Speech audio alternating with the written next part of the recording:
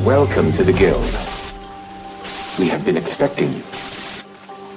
Please, follow me.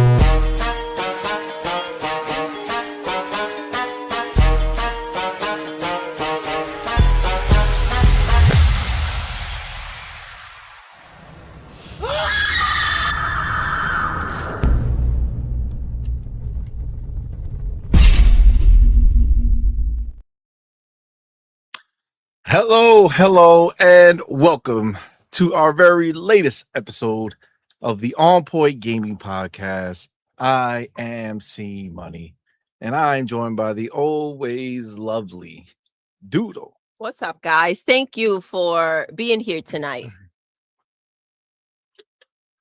Let's get it. Let's get some. Let's get it indeed.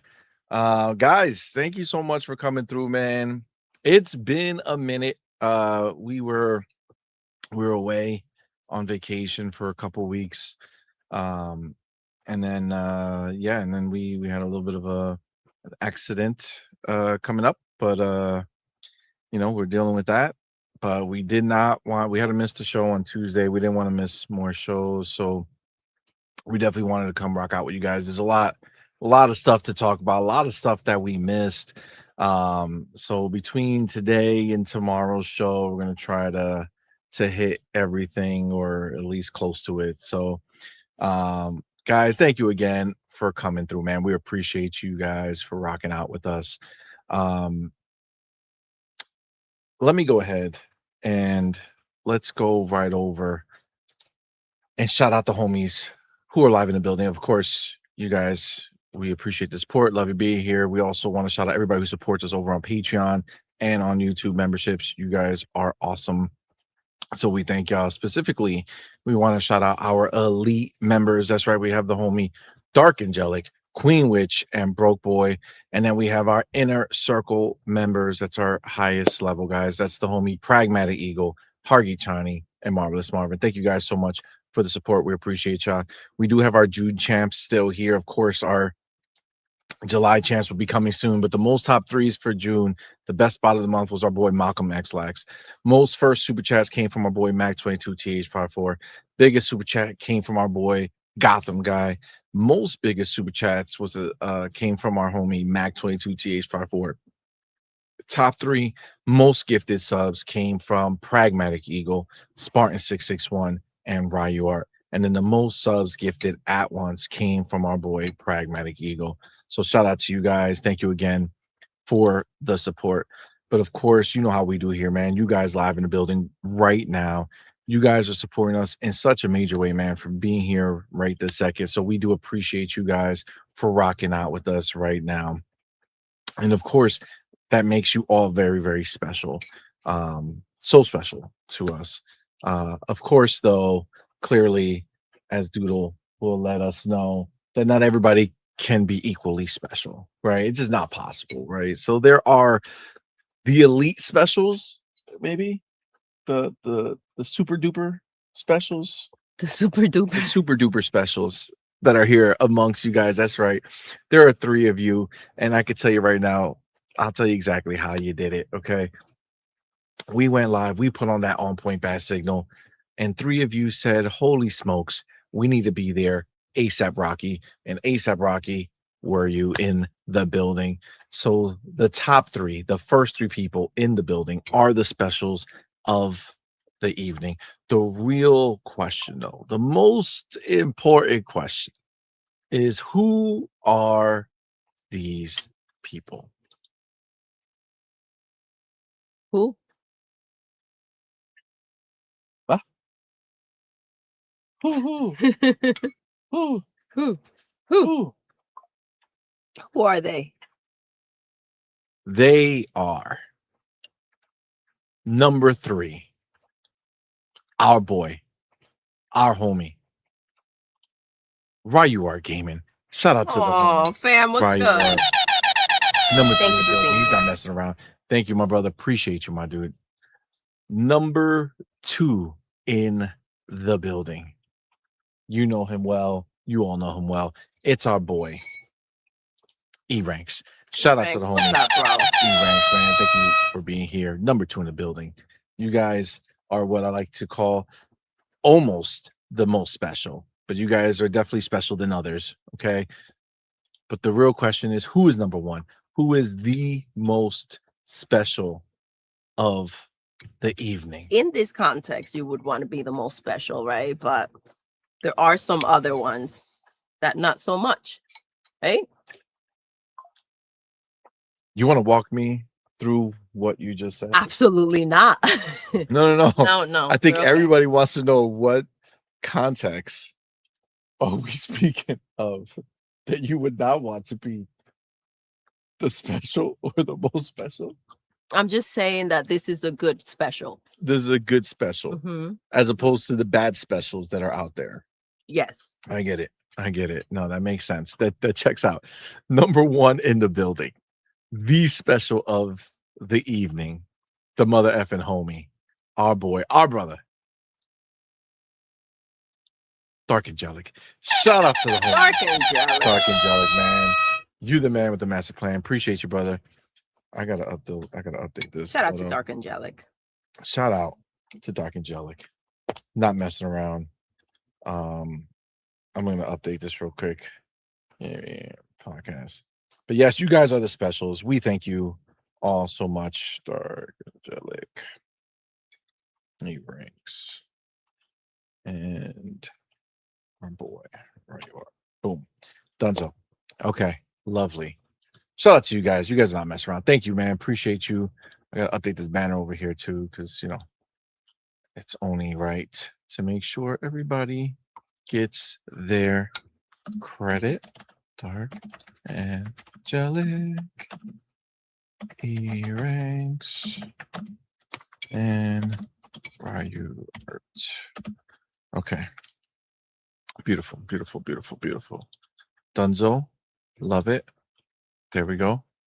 In it to win it. All right. And then I do see we have our boy. It's me, the broke boy. Thank you, my brother. Appreciate you, homie. Went ahead and did a $2 super chat. First super chat of the night. He said, you know what, we're getting close to the end here.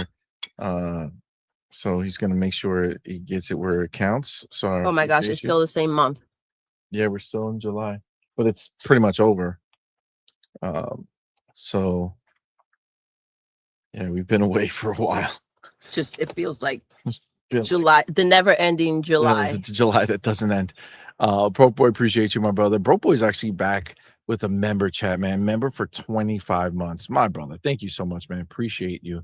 Thank you, bro. He says, Doodle, they have restocked special edition Expedition 33 vinyls, the 6 LP at Laced Records, ones that are colored, at least as of this morning.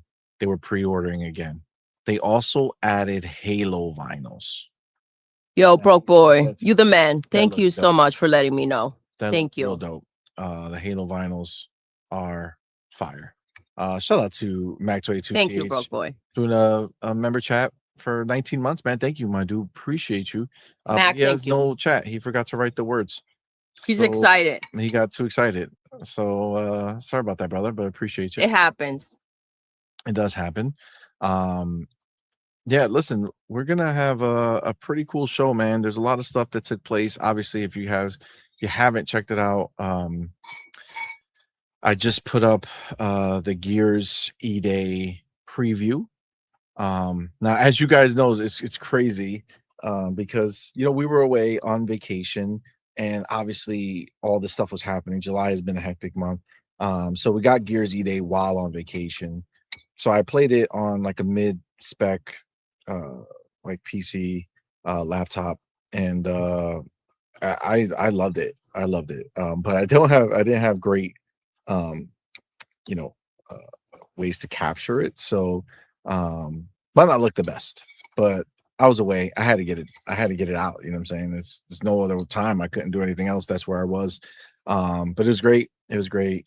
Absolutely loved it. If you haven't checked it out, go check it out. It's on the channel. It's live now. Honestly, Gears is fire, man. It's not going to change anything for you. Like if you suck at Gears, you're probably still going to suck at Gears and still get beat up by the people who don't suck at Gears.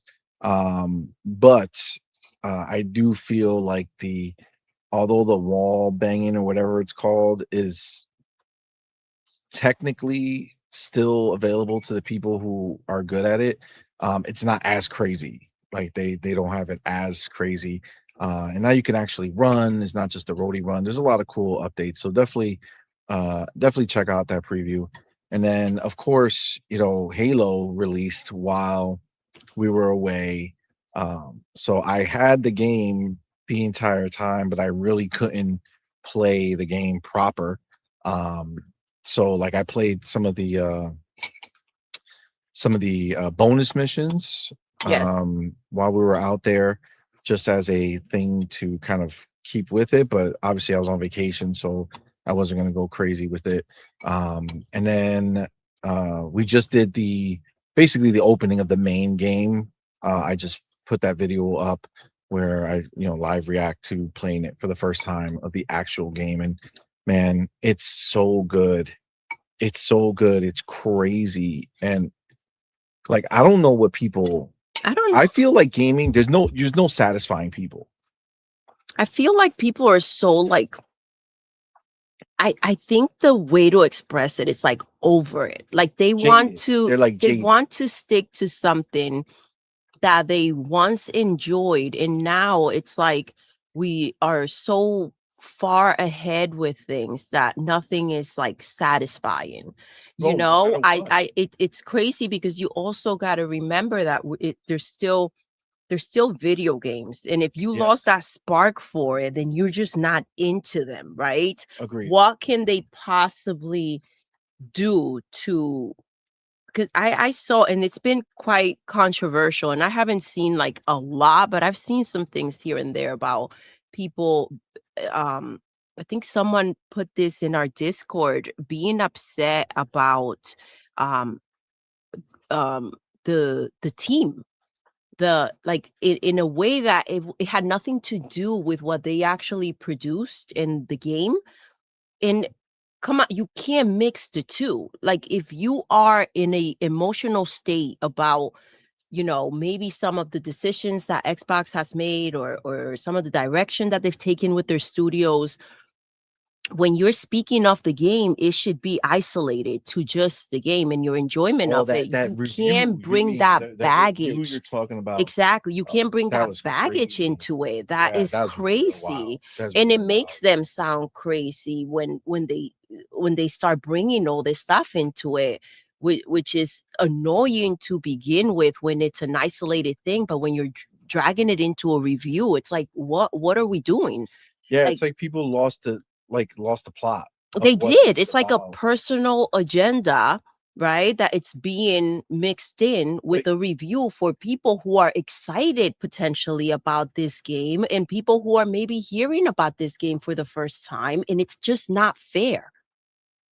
Yeah, I agree. And the sad part is that if it was just that would be fine, but it's also just people who are talking about the game, and they're trying to like nitpick these random things. Like I saw, like people are trying to go at the like AI, right? But like I'm not playing on hardened or legendary yet. I always do my first run through on normal, and like, dude, they kick your ass. You know what I'm saying? Like it's not super easy, but like, yes, if you game the system, so if you hide in a specific spot, the registry might not take over for them, and they might not see you, so you might be able to keep shooting them and the game doesn't register it because you're in this like tricky angle or whatever it is. But it's like, dude, you're gaming the system on purpose, that. So if you're purposely trying to game the system, why are you mad that it worked? I think being forward about the fact that if you do this and you're trying to accomplish that, then this is what will take place, right? But kind of like going ahead and penalizing the game over it. Like, transparency is key. It's a big deal. But I'll tell you who's playing on Legendary. Our Lyrics, our boy, is in the building. And Nice. he says, I've been playing through Halo Campaign Evolve with my little bro. That's awesome, bro. He's loving it, even though we're struggling to beat it on Legendary. LOL. Kudos to you guys for jumping in on Legendary, and just keep at it. But I mean, I'm gonna try to run it back once I get to it, but I gotta beat it normal first. And look, time is time, and honestly, like with the way we're feeling right now, like there's not like it's worked with balance. It's like there's not a lot of time and push to do some of these things. But yeah, but like I did that first mission. I actually want to stream the next mission when we doing it live. So I've been kind of purposely holding off because I want to do that mission on a stream on the PC because I did it on the console. But either way, like the game itself is just so good, and it's like the graphics are phenomenal. Like it's next level. The gameplay feels amazing. Like the world was gonna try to crucify 343 now Halo Studios. Yeah. And they wanted to try to do that by acting like the move to Unreal Engine 5 was gonna destroy the feel of Halo, that it was gonna make it like not Halo anymore. And it's like, no, that didn't happen. That didn't happen. And I think when that They mentality is there and you're looking for that flawed, right? That flaw situation, you find something else to grab onto and kind of put forward that it's somewhat in the same lane, right? That does the knocking down of the studio in the game, right? So I think they're substituting the situations because it's not what they expected. So they need to find something else to kind of like complain about. Yeah. On the part that they didn't think they would deliver on, which is to convert the Halo experience, which has always been a proprietary engine, flawlessly to the Unreal Engine 5. And that should be the focus. That should be props to them. That is amazing. That is something that maybe other studios couldn't smoothly do, right? With the same, finesse and wouldn't be able, it would probably struggle with that situation. So kudos to them for being able to accomplish that. And it's difficult for people nowadays, and it applies to a lot, to celebrate what's done well, because people are so busy trying to figure out what they can possibly complain about. Because it's so frustrating. It doesn't get you clicks. Celebrating it doesn't make people say, "Oh, I wanna listen to that or watch that." Right? If I put out a review or a preview or something, and I say I love this, people are like, "Okay, cool, he loves it." Nobody cares. If I say this is the worst thing ever, it's garbage, it's trash, then people say, "Oh, I wonder why he thinks it's trash. Let me go watch." It's like this is what's rewarded in the social media space. You would think that, right? And I'm gonna go to our boy E-Ranks, who says when it comes to gaming, there are many who aren't happy unless they are unhappy. I think that's very important to highlight. They aren't happy unless they're unhappy, unless they find something to cry about. But I'm gonna go ahead, and I think our chat would remember when Baby Steps came out, and it was glorified for being hate played, right? For being something that while you're playing it, you are going to hate it, but somehow they loved hating the game, right? So it's crazy, and we're talking about like apples and oranges, right? Or apples and peppers. We're not talking about the same thing here when it comes to quality and the IP and the game, right? And they still find a way to glorify certain things that maybe don't deserve it, and to continue to knock things that may deserve praise or should be elevated and glorified. It's just the direction. It's all messed up.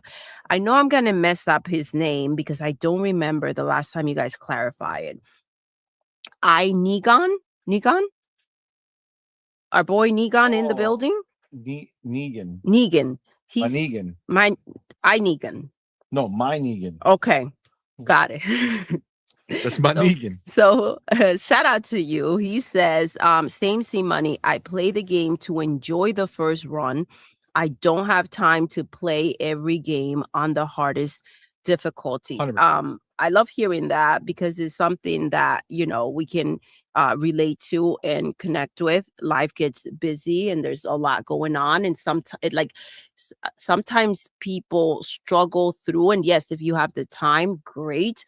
But if you just want to kick back, relax, and enjoy, because a lot of people, there's a lot of judgment that goes around. And instead of, well, what did you play it on? Like there are, different ways of seeing you as a gamer or as a player according to how you played it. And it's like, man, I'm just trying to have some freaking fun. This is a hobby to pull you away from all the things like work and all the things you have to do in life and kind of, allow you to reset. Yeah, I'm not trying to be a professional, esports player. I just want to have some fun, right? And have a good time. But yeah, I mean, listen, Halo, they crush it. It's so good. I remember I saw one dude try to mock the idea that like some of them kind of blow in my mind, knowing the game kind of blows up in their face because they go like this one guy, it was a bunch of Marines in him, and there was one grunt, and he hit him, right? Didn't die, but he hit him. And he's trying to mock the idea that the grunt didn't like attack him after getting hit.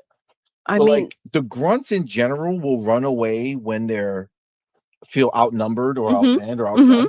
And he literally got hit. The grunt stood there for a second, looked around, started walking towards the exit past the Marines. Nobody was shooting him. So he just ran away and left. But they want to mock it as if like, oh, he didn't fight back. This is my question, though. Do they not know Halo? Exactly. Like, do they not know like the comedy that comes from the little grunts, right? Like that's what's light about it in that aspect. Is such a chaotic and crazy combat, and then you have those moments you can't help but to freaking laugh at their reaction, right? The way they run around, the way that they run away, and it's like you just smack the heck out of it. Let me smack the heck out of you and see how if you're not gonna freeze for a second, and if you end up for the fight, probably run off, right? Some people may call that smart. Agree. Right? Listen, I when it comes to Halo, I mean, we're gonna talk about it more tomorrow. I think we'll talk Gears today, more Halo tomorrow. Because it's doing its thing out there. And people are hating on it in that respect too, but we'll get to that. I do want to say what's up to the homies before we jump into the topics. So I do have the homie Broke Boy in the building. Thank you, my brother. Appreciate you, man. He went ahead and did a $5 super chat. Thank you. You're awesome, bro. Appreciate it. It says IGN posted an article on the 27th saying Game Pass is ruining Xbox.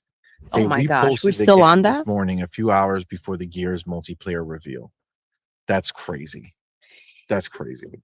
This is wild to me that we're still on Game Pass, right? I there's think a whole thing that happened while we were away. Really? About Game Pass, and supposedly some Xbox studio heads hate Game Pass and all this other stuff. It's something that we're probably going to try to talk about at some point between today and tomorrow. But yeah, it's just I don't know why this keeps coming up. Like I don't know. I don't know if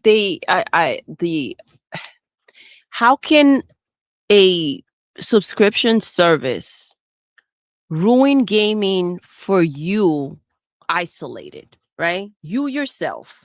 We are in a time when there are so many games out like nonstop, right? Yeah. And if as a gamer, you're still upset and gun hell about a subscription service that you do not need to sign up for, I mean, what is your focus here? The Exactly. industry itself or the games that you're getting? Like, mind you, Game Pass is still just keeping on. Facts. Agreed. We do got the homie Mac22 with that $2, which I appreciate. Yo, you, Mac. homie. Says CMoney Doodle, the hate play What's up, hashtag love? hate play for this game is amazing. Shaking my head. Yeah. Like you can like there's people who are like, oh, I played it and I uninstalled it. Fam, if you uninstalled this game, then I don't like you were never going to enjoy the game regardless. There's no way you can touch that controller and have your eyes open and looking at the screen and claim that you like Halo and think that this is bad. I'm sorry, it's just not. It's just not. Like you might not. I can't even pretend like what can you like? There's nothing to not like. I mean, game listen, feels amazing. unless you're new The running to is minimal. Halo and it's not your cup of tea, then that's a different conversation. Yeah. But if you're coming in and you're like, I've played every Halo game and this one just isn't it because that's a whole different thing, right? Like there needs what to I'm be saying. context. So you can't There's no come way. in and just say, I uninstalled. Why? Yeah, because you Motherfucker. had to not Like- want to play it to begin with. Like you had to not like Halo. If you like Halo, there's no way that you can say that this is garbage or trash. There's no way. It looks amazing. Now, I don't know if people are nostalgia driven or stricken where they feel like they must stay in that way and that there can't be any changes to the look of things. Like I know Cortana, she looks different, but if Yeah. you compare her to what she looked like in the original, I mean, obviously it's a very different scenario, different time, right? But it doesn't look bad. I remember when they showed Master Chief, right? And they had a people were complaint about hating on him. it. He Yes, looks about how he looked and how he looked overweight. And it's like, Oh my god. what is the like you gotta leave some people complain if you make things the same. They also complain if you make it different. So like what is it? You know? Yeah, unless you're gonna go full blown in. I remember a time where people just, if they didn't like something, they kept it moving, right? Listen, I agree 100%, but it's just that everybody has something to say. I can tell you right now, Halo Campaign Evolved is glorious. If you're a real, I mean, look, you know me, I fucking love Halo. I love Master Chief's my favorite franchise of all time. I have millions of not millions, that's mad dramatic, but I have a lot of Master Chiefs around. Like I love the Halo world. I love the Halo games, and I'm sorry, but this is my dream. They gave me Halo Studios. First of all, I like Halo Studios a lot. I love 343. They gave me amazing games. I don't care about the BS on the back end. The games I played everything and I loved everything. Halo 5, I love Halo 5. Now, did we get bamboozled with the story? Yes. Okay, that's a fact. That just is what it is. They led us to believe something with the marketing that didn't come true. But that doesn't mean that it was bad. It's actually phenomenal. And I loved what they did with the game, the shooting, everything about it. But like I think being upset, yeah, that's the thing. But you love Halo and you love the fact that you got to play a new Halo and you got to play more and you were more focused on the fact that you know, what is it now rather than what they sold you on the campaign. Being upset about what, you know, marketing, right? Because they didn't market it properly and that's on them. Being upset at that and not being able to move past it and saying, hey, the marketing threw me off. This isn't what I was expecting. But then, you know, being closed-minded and not being able to give it a chance. Like, you know, we talk about The Last of Us, right? For me, once Joel died, the way that whole thing went down, I tried to play it a little longer on The Last of Us Part 2, and I couldn't get past that. But I am not sitting there saying this is the worst. This game is shit.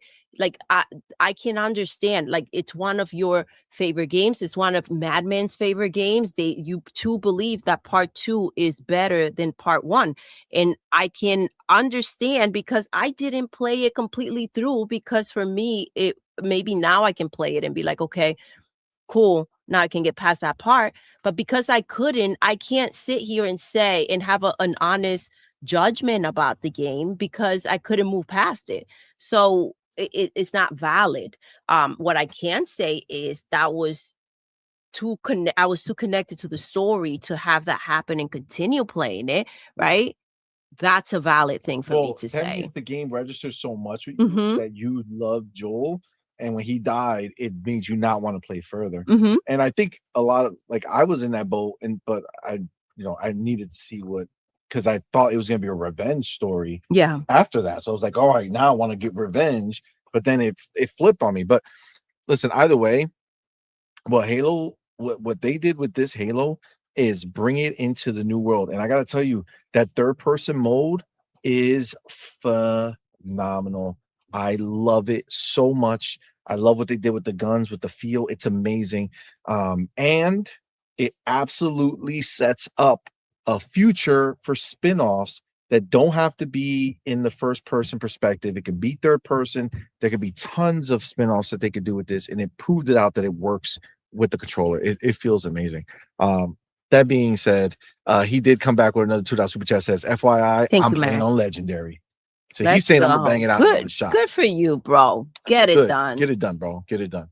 Want to shout out the homie Anonymous Boss. Thank you, brother. Being a member for 2 months. Thank you, my Thank brother. you so much. Appreciate you, man. He says, salute to everyone. Salute to you, Anonymous. Salute, and thank you for being here, man. Thank you. And then we have our homie D1 Mav. Shout out to D1 Mav. Yo, he went ahead and became a member of our channel. Thank you so much, bro. Thank you. Y'all know what to do. Tell them, baby. Put the mother effing welcome to the family emoji in the chat. Welcome our newest member, our boy D1 Mav. Appreciate you, my dude. Appreciate you. Hope you're still enjoying those headsets. We actually, yes, yo, they are freaking amazing. We actually scooped up, which we're probably gonna do an unboxing for the Kuromi one for one of our daughters. So I'm so excited to see if those are gonna be just as dope. Because they have other characters too. But so they definitely are gonna enjoy it. I can't wait to open it up. But shout out to D1 Mav. Go ahead and put the emojis in the chat. Welcome my boy to the team. And let him know, man. Let him know what you think with the emojis. Thank you, D1. Appreciate you, brother. Thank you. And then shout out to the homie P Lump. Yo, I got a chance to meet. Thank P you for Lump being live here in the flesh at Summer Games. I was gonna say E3 at Summer Games Fest. My dude was out there getting it in. And he says, we outside, we made it on the front of Xbox X page. Yes, we did. Baby. Yo, you guys haven't seen it. Xbox put out a video celebrating FanFest from this past June. And P Lump's in there. Your boy is in there. It was very, very cool, very unexpected. To see them have done that, you know what I'm saying? Like that was so cool. This no is idea. freaking Asha out there. She doing the thing, man. This is such a cool thing to do. And I don't remember if we did talk about that booth. Shout out to J Shock, who actually he tagged you. Again, we were away and we didn't know that was out. So, and we would have found out now through P Lump. So thank you, bro. Yeah, absolutely, man. But yeah, either way, appreciate you guys. Thanks again. Bunty's in the building. He says, where can I watch that? Actually, did you on Twitter? Yeah, you have it on Twitter, but you did download. You didn't set it up yet, right? We did want to show. It's on Twitter. I don't know if anybody got a chance to see it. Hold on. It's actually a really cool video. Like they did a really nice job with it. Hold on. Let me see. Let's go to Xbox.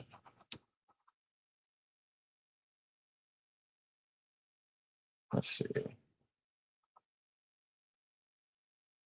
There it So is. while Core you do memories. that, I want to shout out our boy Pal Xbox for Life. That's Oh, Fam what's up, Jam. fam? That's Fam Jam. And you know where Fam Jam is from? Canada. He's from Canada. Yes, he is. Yo, Fam Jam, I'm gonna butcher the name, but I had poutine. poutine. Oh, I had man, so we much love Canadian poutine. It was so good. Poutine is like fries with Oh, like not like no. whatever you guys He might be knows thinking. what we're talking about. I know, but We had it for the first time. It was so freaking good. Shout out to Canada, and to our boy. all right, let's watch real quick. This is the Xbox video from FanFest where your boy P Lump and CMoney were in here.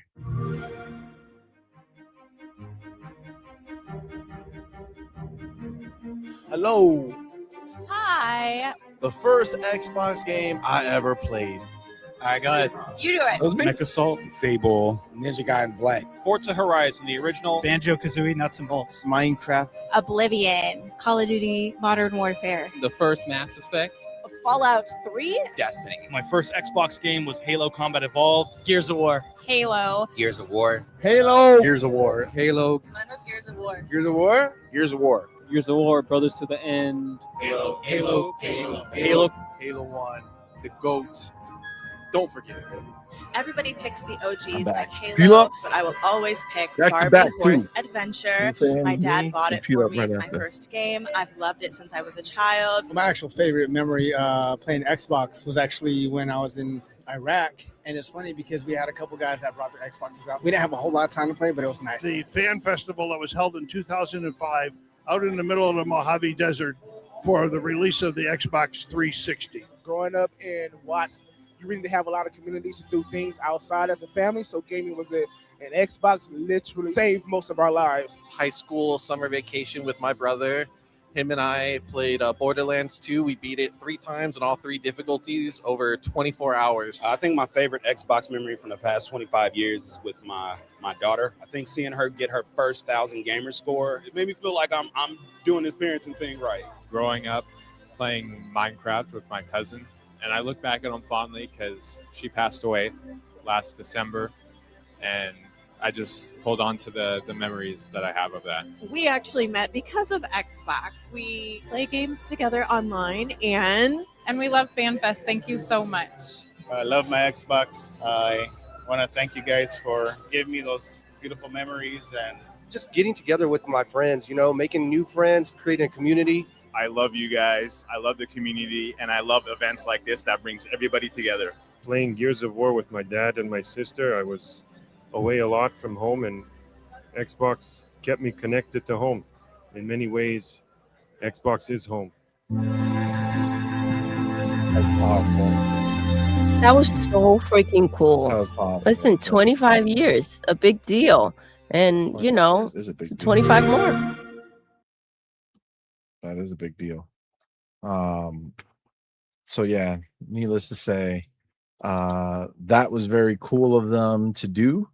Again, very unexpected. Did not know that was gonna happen. That was really cool, man. Like they didn't put a thing on there that said, "Hey, come do this video, and then you'll be on a video later." You know what I'm saying? Like they just told you to do your own memories. Actually, they give it to you. So that's what I thought it was. I thought it was like a cool way to just record yourself saying it, and Yeah. it was really dope. It was really dope. All right.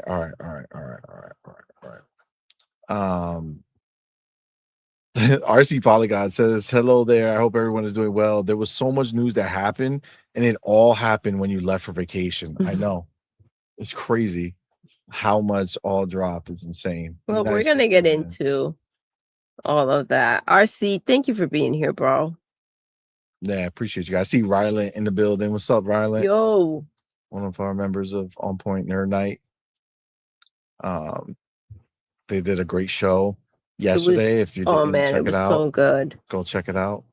But yeah, man. All right. Let me see here. Big B700, what's good, fam? Thank you for being here, man. Guys, thank you all for rocking through. I know we talked a little bit already. Snooky Jackson in the building. What's up, man? Why you are already talking slander? CMoney grows up so fast. That's wild. CMoney what? Grows up so fast. He does. He does. It's crazy. Yeah, I don't know if you guys can tell. He did get. Are you a little taller? Wow. I thought you were gonna say Tanner. That's crazy. Oh, yeah, you did get very tan. I did get very tan. Yes.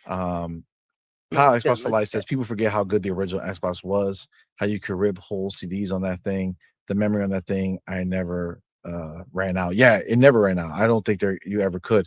This is the thing though, if you watch that video, okay, a lot of those people never experienced the original Xbox.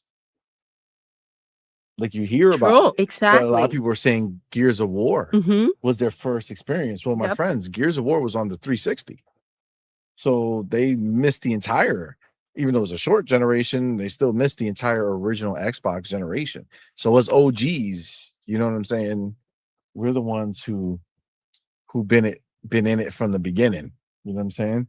So not that those people are not, good. I'm just saying some of them don't know how is what I'm trying to say. We got Bounty in the building. What's up, man? I think that Super Chat says that was sweet. Thanks. I appreciate it. Of course. No problem, man. Of course, no problem. It was really nice. When I first saw it, I was like, damn, that's really cool. And then he did this thing called Dirty Jewels, which is a flower. And I don't really know 100% what that is. Oh, that's awesome. Thank you, I Bounty. appreciate it. I think there's like a new way that you can Yeah, if somebody knows what this, can you guys explain it in the chat? Those of you that know, if you can, because I don't understand. So he did. Now it says he did 2 jewels, right? But again, I really don't know what that is, but I appreciate it, man. Thank you, Bounty. Thank you so much. So I don't know what that does, but either way, I appreciate it, man. Thank you so much. All right. Let's get into this. Obviously, I see OG maybe in the building. What's up, fam? Yo. Okay. Let me we're gonna hop into it. Let's get into this topic. He said it's like TikTok. Another thing that I don't partake in. So I just scroll through TikTok. I don't understand TikTok like that. Doesn't know what's actually happening in there. Yeah. You know what's funny on TikTok? There's like this some bookmark thing, and then I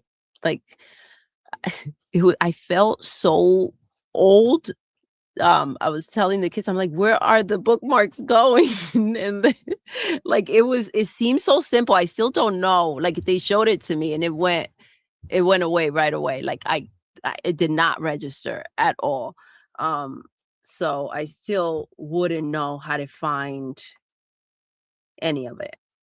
But Yeah, not really hip to it. Well, listen, I'm hip, but all right, maybe not right now. Listen, right, I don't know how this is a hard time to be hip. I mean, even the word hip right now is messing with me because of my hip. I know. You know what I'm saying? Don't even just keep it moving. All right, so let's hop right into it, guys. Asha Sharma has put out her roadmap for the year, right? The list of priorities for the year of Xbox.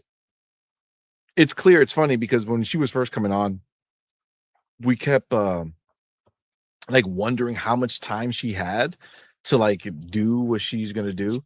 And I mean, she's pretty adamant that the year 2027 is the year that they're gonna be back on track.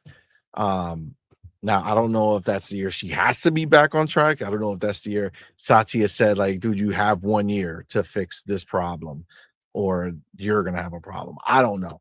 But she has laid it out in front of us. So I'm going to go ahead. Now, this is an article from Verge that got put together, but it's blocked by the paywall.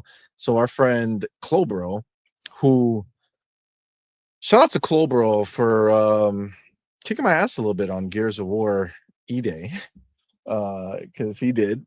He was also on my team Nice. sometimes too, so I didn't, I got the benefit. But let's go. yeah, I got lit up a couple times. Him and Stallion 83, the guy who was the first ever to hit 1 million. So I was playing with him on there as well, and he slapped me up. Not gonna lie. That being said, they played like every session. You know what I'm saying? It wasn't like us who only got a few sessions in. So the connection too was not the best. I was playing on the internet in the hotel. You know what I'm saying? It's like not great. But either way, shout out to Clover. I'm not trying to dismiss his ability to shoot me in this game. So he went ahead and kind of did a summary of it. Okay. So he says, Asha Sharma says, so console generates the majority of Xbox revenue and remains the foundation of our fandom. It says they're going to strengthen the Xbox platform that's going to be led by console, shifting the Xbox Studio system from a decentralized model to one that's more focused around our strongest franchises and biggest new ideas, which is that whole new, like, kind of saying, see the new Fallout push. Xbox will build long-term plans for its biggest franchises, return to growth by the end of fiscal year 2027. And then over here, so I guess this is Hazardor. He put the 4 Xbox priorities is for the core, which is to strengthen our platform led by console, content, grow great games into global franchises, creation, make Minecraft the world's creator platform, which I think Minecraft feeling a little smoke from Roblox. So I think that's maybe why that's a focus. But listen, you have to see what can challenge you, right? Yeah, I mean, if there's no challenge, then there'll be no reason to push. Exactly. But that's what it seems like they're doing in the And connection. let's not forget that they're going to get a lot more focus now that, the money is staying a little more put for them. They're not having to spread it thin amongst other studios. Agreed. But yeah, when you go ahead and you hear our homie Asha come out and lay this out, right? I mean, at the end of the day, we know that the whole reset was a big deal, right? Like the next 100 days is to rebuild what Xbox is. But it's clear going into it that this next year is very important for her. Like it keeps coming back to the idea that they will be profitable by 2027, right? And that's obviously going to be led by a lot of those cuts, right? The 3,200 people they're cutting or whatever. Absolutely. They haven't been any more since the first 1,600, right? No. So that's the first part, and then it's going to happen throughout the year, and I don't think there's anything that could be done to stop it. So there's not like if we achieve this, then this won't happen. I think that unfortunately is just the foundation of becoming more profitable. You know what I'm saying? Yeah. And that's just clear, out the rip of what they're doing, right? So frankly, Asha is doing her thing, right? Like she's out here, she's not messing around. And he actually adds a little more context too, if we scroll down. And it says Sharma told staff by the end of fiscal year 2027, we will return Xbox to player and revenue growth. Xbox will also improve profits back in line with industry averages. Every function and studio will own part of that outcome, which is again kind of putting the onus on the studios, right, to go ahead and actually deliver. Yeah, I think I think she doesn't mess around. So I think the way that she's coming in, she's very determined as to what is going to be taking place and what is going to happen on a very difficult industry to determine, right? But the BS, I think she really has a way to navigate through the BS and the nonsense and kind of just she's really good at her job. Take a step back, see what needs fixing. Again, that it's going to level out. It's been leveling out with the 1,600 people they let go. They have 1,600 more. And I'm sure that within that comes restructure, right? That they're going to go ahead and have with these studios, with the designated jobs are going to probably also be affected by it. She's going to have a more clear path as to who holds the responsibility of what and who she can turn to when something goes sideways. So there's a lot of changes are taking place other than just letting people go and that money coming in and or staying in. So we'll see how. I'm very interested because in how she handles the we talked about Halo and how people kind of come out here taking jabs at Game Pass when when Gears the Gears reveal the what's it called for the gameplay For the multiplayer. yes For E-Day? For E-Day. So I'm interested to see what her approach and what her strategy is going to be when it comes to handling that part of it. We see what she's doing with obviously I think bringing the console to a healthy state, and she's talking about the games and the studios, but what are you going to do with that noise? How are you going to dim that spotlight that they love to put on the Xbox games and the Xbox studios and the brand? How is that going to get worked on? Is that going to be a part of these 100 days, that the second 100 days that are taking place, or is that something that she's going to maybe strategize a little more and dive into on the next part of her breakdown of what she's going to do?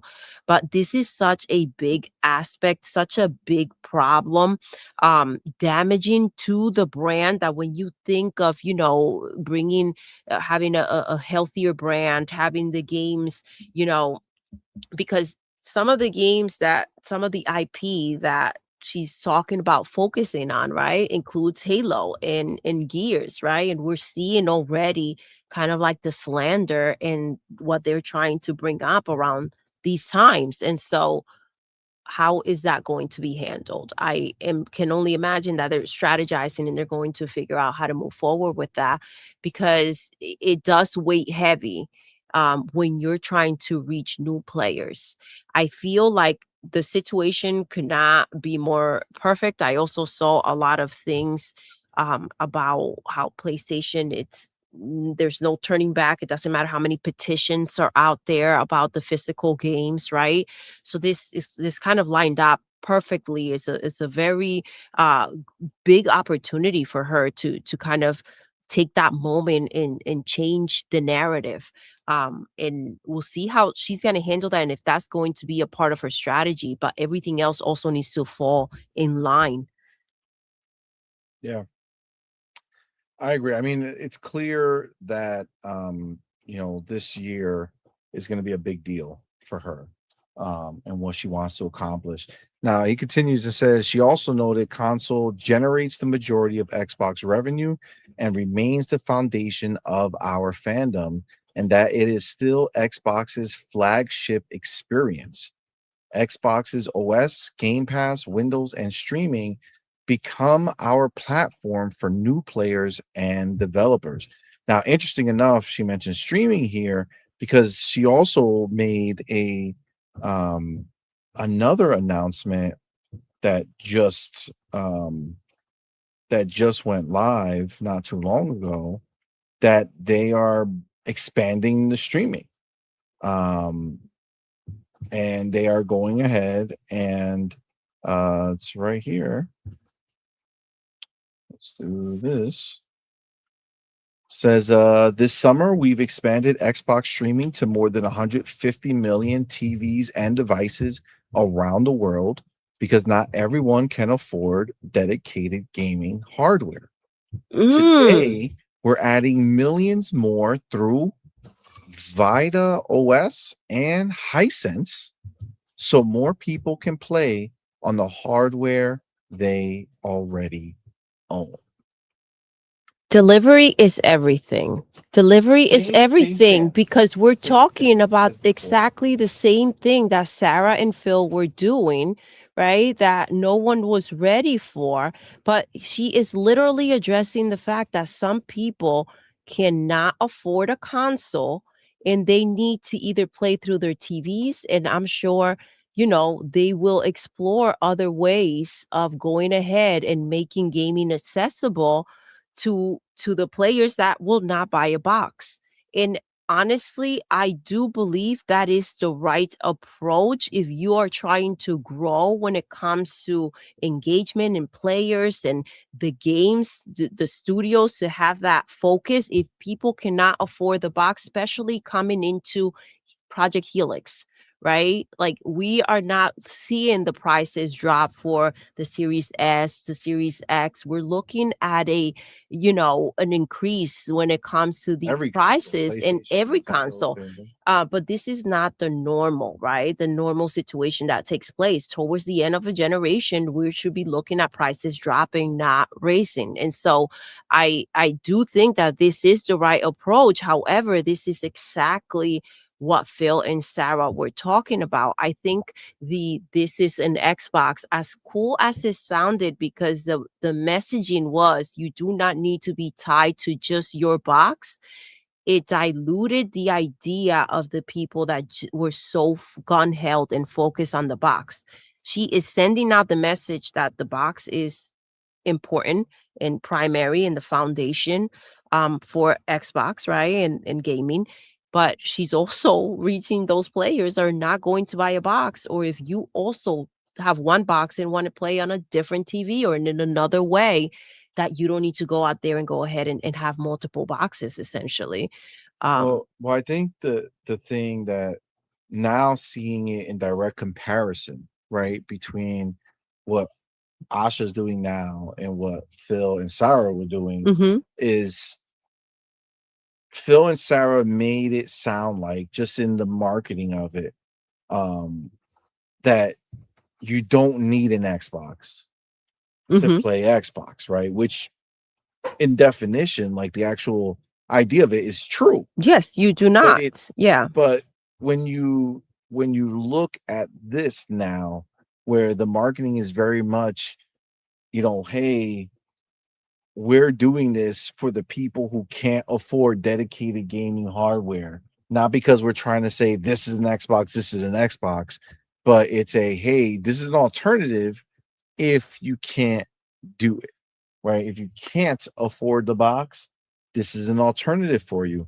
But it's not you shouldn't own a box, just stream. And to be fair, I do not believe that was the messaging. I think that's what hit. That was what resonated with people. Those were the red flags, the high alerts, the buildings on fire type of feeling.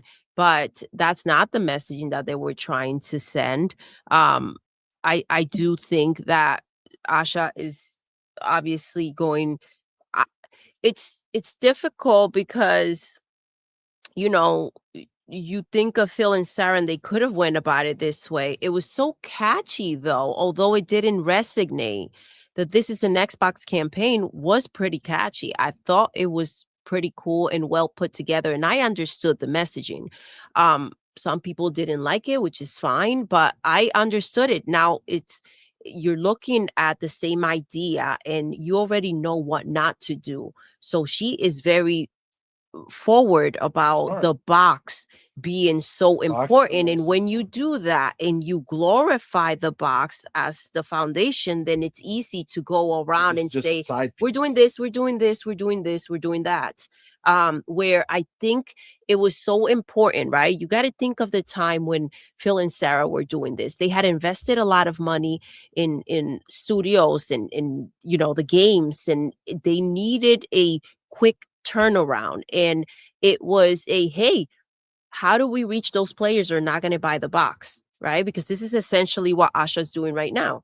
And to them, it was like, hey, look at us here, huge campaign. You don't need the box. Get your Fire Stick, get an app. Like, this is how it's going to get done, and you can play too and be a part of it. I can't blame them for trying to do the fastest way, and I thought they did it well.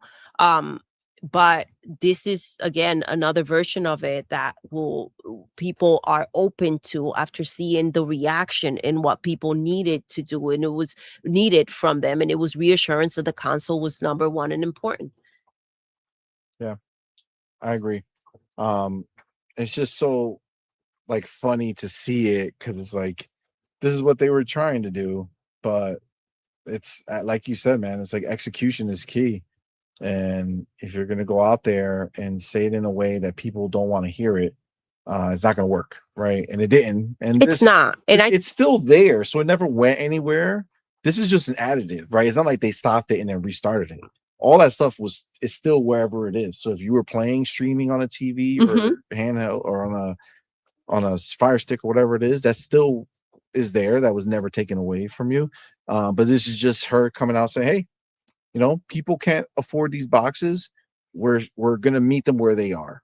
And that's exactly what she said. We're going to, and it was, you know, amongst it was during that time where, you know, the games were coming back, or, you know, are they staying, you know, over there? Are they going to go ahead and continue to put games out on other platforms? And it was so contradicting the idea of, you know, we're going to go ahead and focus on our games being on our platform, and saying we're going to meet the players where they are.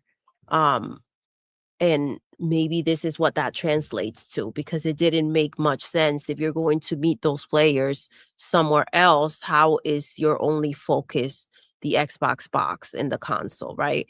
So again, it's trials and tribulations. People go through it. You see, you observe. If you're smart enough, you don't make the same mistake twice, and you figure out a way through the puzzle that it's safe. Agreed. All right. Now, she continues here and says, Hazor says, the company is also shifting its studio system from a decentralized model to one that's more focused around our strongest franchises and biggest new ideas, like we see them focusing on Fallout and more, right? So this is something that we obviously already knew about, right? Where they're going to go ahead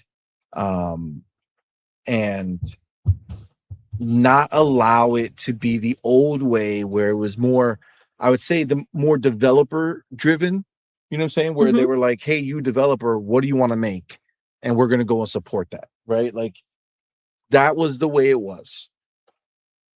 But what that led to was their biggest IP staying stagnant or forgotten, or pushed to the side, in lieu of all these other experiences that at the end of the day, although they were fantastic for gamers like me and you and, you know, the ones who love them, they didn't do anything for the bottom line. They didn't do anything to push the or move the needle for Xbox in their position, right? Well, so that's why they focus. Yeah. That's why that focus was in for lack of better words, was wasted on these, you know, no name IP and these small IP, although it made sense to keep Game Pass chugging, right, and having more and more come. They needed to get ahead of it and go ahead and focus on the stuff that people were dying for, asking for. Fallout has been asked for since the show dropped, like crazy. Like, and crazy. It's, I mean, you can't miss opportunities like that, right? And if you're hearing the crowd, and we say this with PlayStation constantly, like they are roaring back at you, just letting you know exactly what they want to spend their money on, and you're not listening. You have earmuffs on and you continue to ignore the situation. For the crowd to be shouting what they want at you, as someone who wants these consumers to be fed and for them to give you their wallets, like, okay, and their money, it's like, all right, well, let's go ahead and give them what they want. This is a money pit, essentially, right? They're waiting for it, they're asking for it. So the clarity is there. Refusing to listen, I mean, that's just leaving money on the table. I think, it's like what they did with these studios. It was kind of like giving your kid your wallet and saying, here, go spend the money how you think is best, and then you're like, oh shoot, we're running out of money, and hold up, Like, you're what did you buy, misspending. bro? What did you buy? What were you doing? This isn't working. Let me get the wallet back. I need to stack up and go start paying some bills. So this is going to be the new focus. I'm going to run this show. I think that's the place where they're at. I think that it was as great as it was. I think now it's time to focus on those big games that are going to for sure bring that money in and rebuild for them. And then, they can see how they can move forward. I think a lot of money went out in this experiment, which is great. Obviously there are many creative developers, and as long as they're not in a hostile environment, if you do love making games, and you're maybe not making the exact idea that you want to, but that passion is there, you're going to do great work, right? So it doesn't necessarily have to be exactly what you want if it doesn't work for the brand that you're working for. But yeah, it was great to see some of these ideas come to fruition, but if it doesn't work and is going to go ahead and essentially drain Xbox as a brand, right? Then it's not working. It's not the thing to do, and you need to know when to pull the plug. Now, the thing is that when this entire idea about focusing on the strongest franchises, like, I hope that means is aside from releasing a game in the franchise, I hope that means doing more within a franchise. Absolutely. As opposed to just the one-off every time they She release did a major mention a quicker turnaround with these bigger IPs. And yes, I hope that it's not a quicker turnaround in a way that it feels, what's the word I'm looking for? Repetitive, or like more of like just more of the same every time. Like, I think I want spin-offs. I want things in the exactly. franchises. And when you think of these studios and these developers being creative, that is going to take a lot more than to come up with a new idea. To go ahead and have something that already exists and that you work on and see how you can make it unique and give the players a different palette, a different flavor of the same thing, and keep them hooked, right? That's going to be a challenge of its own. Agreed. Now, the thing about these things, when you think about our strongest franchises, if you think about the Xbox side of things, like Xbox Game Studios, we're obviously already getting Gears E-Day, which we'll jump into in a little while. But that's their full brand new game that they're going to be living with for a while, multiplayer, all that fun stuff. So we're going to dive into that, but that is already coming. That's already here. We already also got Forza. Okay, so Forza Horizon 6 is here. We also know we have Halo that just dropped. Yep. Right. Which is a remake, right? But it does let you feel like there's going to be more coming soon. Hopefully we hear about 7 and any other side projects. We know they were making multiple games, right? They've already announced that. So like we already knew that part was coming. I think one of the biggest ones that where the real uncertainty was and where most people are calling from, like where they want to get something from, is Bethesda. And, this statement right here goes right into the fact that Bethesda actually recently put out their roadmap. from everything that was going on, they came out and they want to put out a statement talking about what is going to happen with the Bethesda IP that everyone is clamoring for, right? So everyone's asking for it. We have Asha in there cleaning things up and making sure things go beat by beat with what people are asking And for being held accountable. That's why Bethesda's out here and putting it now on writing. exactly Because Asha's like, you're going to tell us what you're going to do and you're going to stick to it, right? So let's go ahead, and this is directly from Bethesda Game Studios. Says a note from Bethesda Game Studios. We love making these worlds as much as you love playing in them. Today, we want to share what's next for Bethesda Game Studios and what you can expect from us in the years ahead. And just to be clear, thank you, Asha. Because if it wasn't for Asha, there's no roadmap from Bethesda. Agree. Okay? The secrecy crap is crazy. Like, just tell us what you're working on, right? We don't need the surprise of knowing the game is coming is not the same. Like, I don't need to. That's not a surprise. I would assume there's something in Fallout. I'm assuming something in Elders, right? I'm assuming that stuff. Just confirm that you're working on stuff. Sometimes it's less about not wanting to say and more about the freedom of like shifting things to what they turn into. Sometimes when creatives go ahead and are making something, it turns into something else, and you don't want to be accountable for what you already put out there. You want to go ahead and kind of give them whatever flower came out of what you planted, and not, hey, this seed is gonna make this type of flower. And it's like, oh, I mixed 2 different seeds in there and now it turned into something else. It's like they want that freedom. Sorry, that's a weird analogy, but you know what I'm saying. I'm not going to argue it. I get it. I get it. They want to be able to change their minds and not be held accountable because they announced it, right? But like, this is real money that's being spent. You can't just do random stuff, right? All right, so they continue. For 40 years, we've built games that have entertained almost 500 million players. More than just games, these are worlds for you to explore, shape, and make your own. Worlds we return to together. That's what's driving us forward.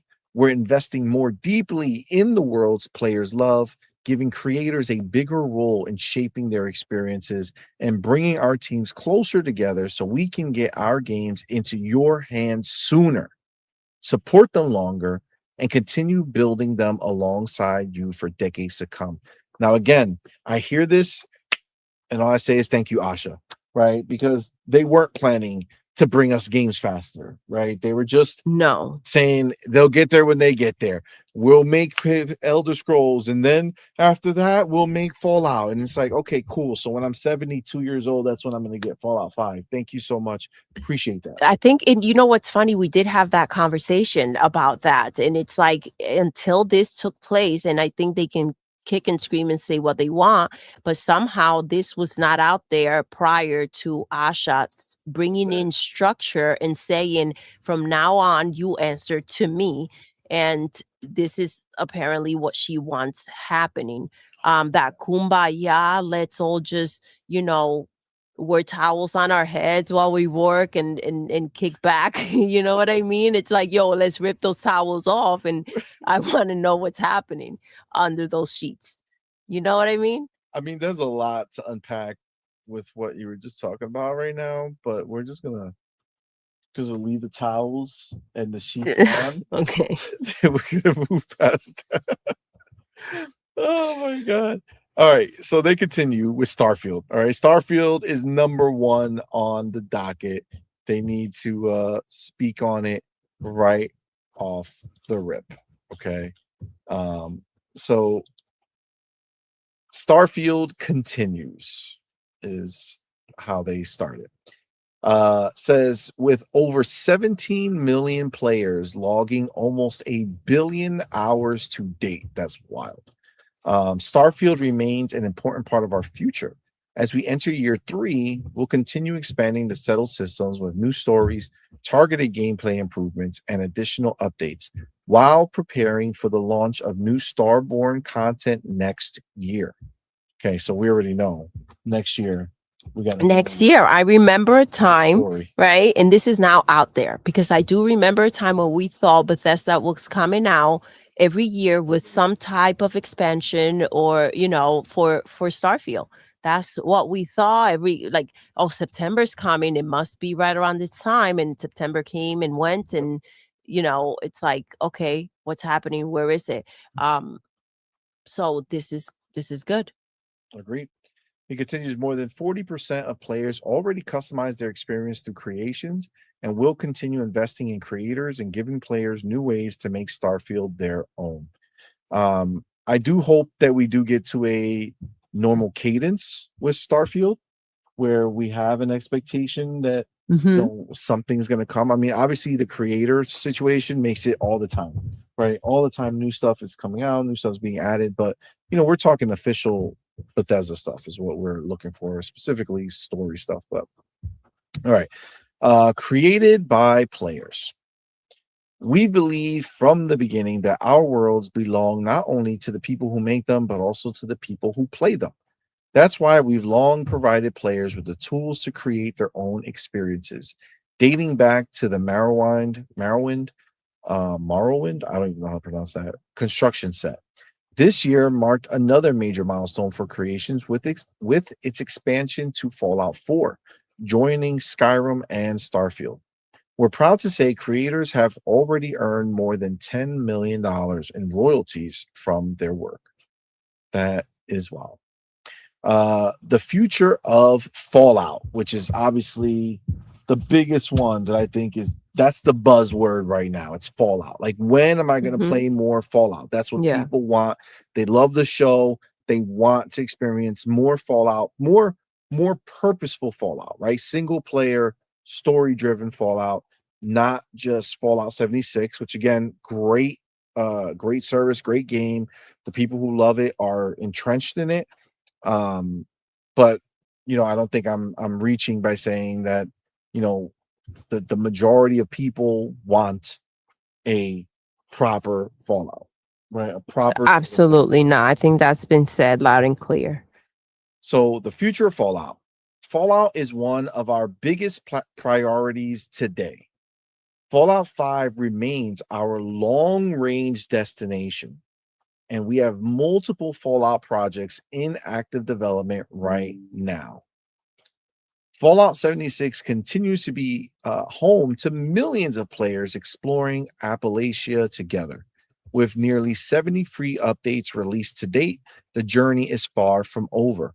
In fact, we have a major Fallout 76 expansion planned for next year, Raven Rock, a prequel story to Fallout 3. Interesting. That's really interesting because they started with Fallout 3, Fallout 1 and 2, they didn't make. So to kind of tell a story that's going to happen before Fallout 3 is pretty intriguing. So it continues. Fallout 4, the most award-winning game in the franchise, just celebrated its 10-year anniversary and recently passed over 35 million copies sold. That's a behemoth. That's pretty damn impressive. Yeah. Continuing to attract a new audience every year. We also know many players want to revisit previous Fallout experiences. While we're not announcing any dates today, we have been working on remasters for both Fallout 3 and Fallout New Vegas. And to be clear, remasters. Not remakes. No, not remakes, remasters. Yep. Remasters. Now, Oblivion, what was that considered? Oh, shoot. Was Oblivion considered a remake or like a remaster? I don't remember what it was called. I don't know if it's called Oblivion Remastered or the Oblivion Remake.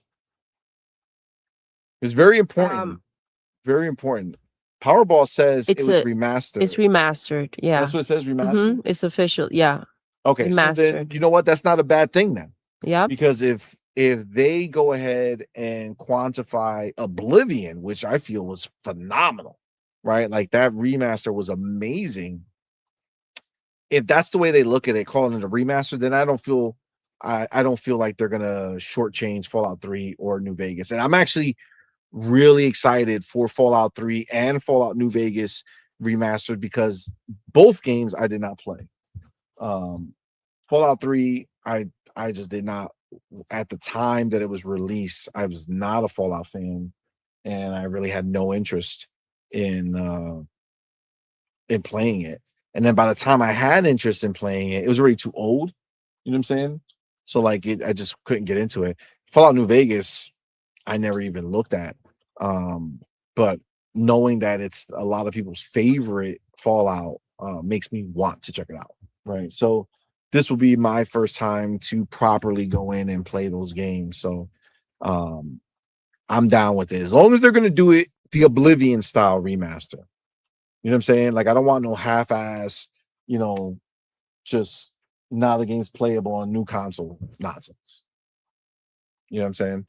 Yeah, I think that would be a disappointment. I think hearing remaster versus a remake, especially with Las Vegas, that people are like shouting for.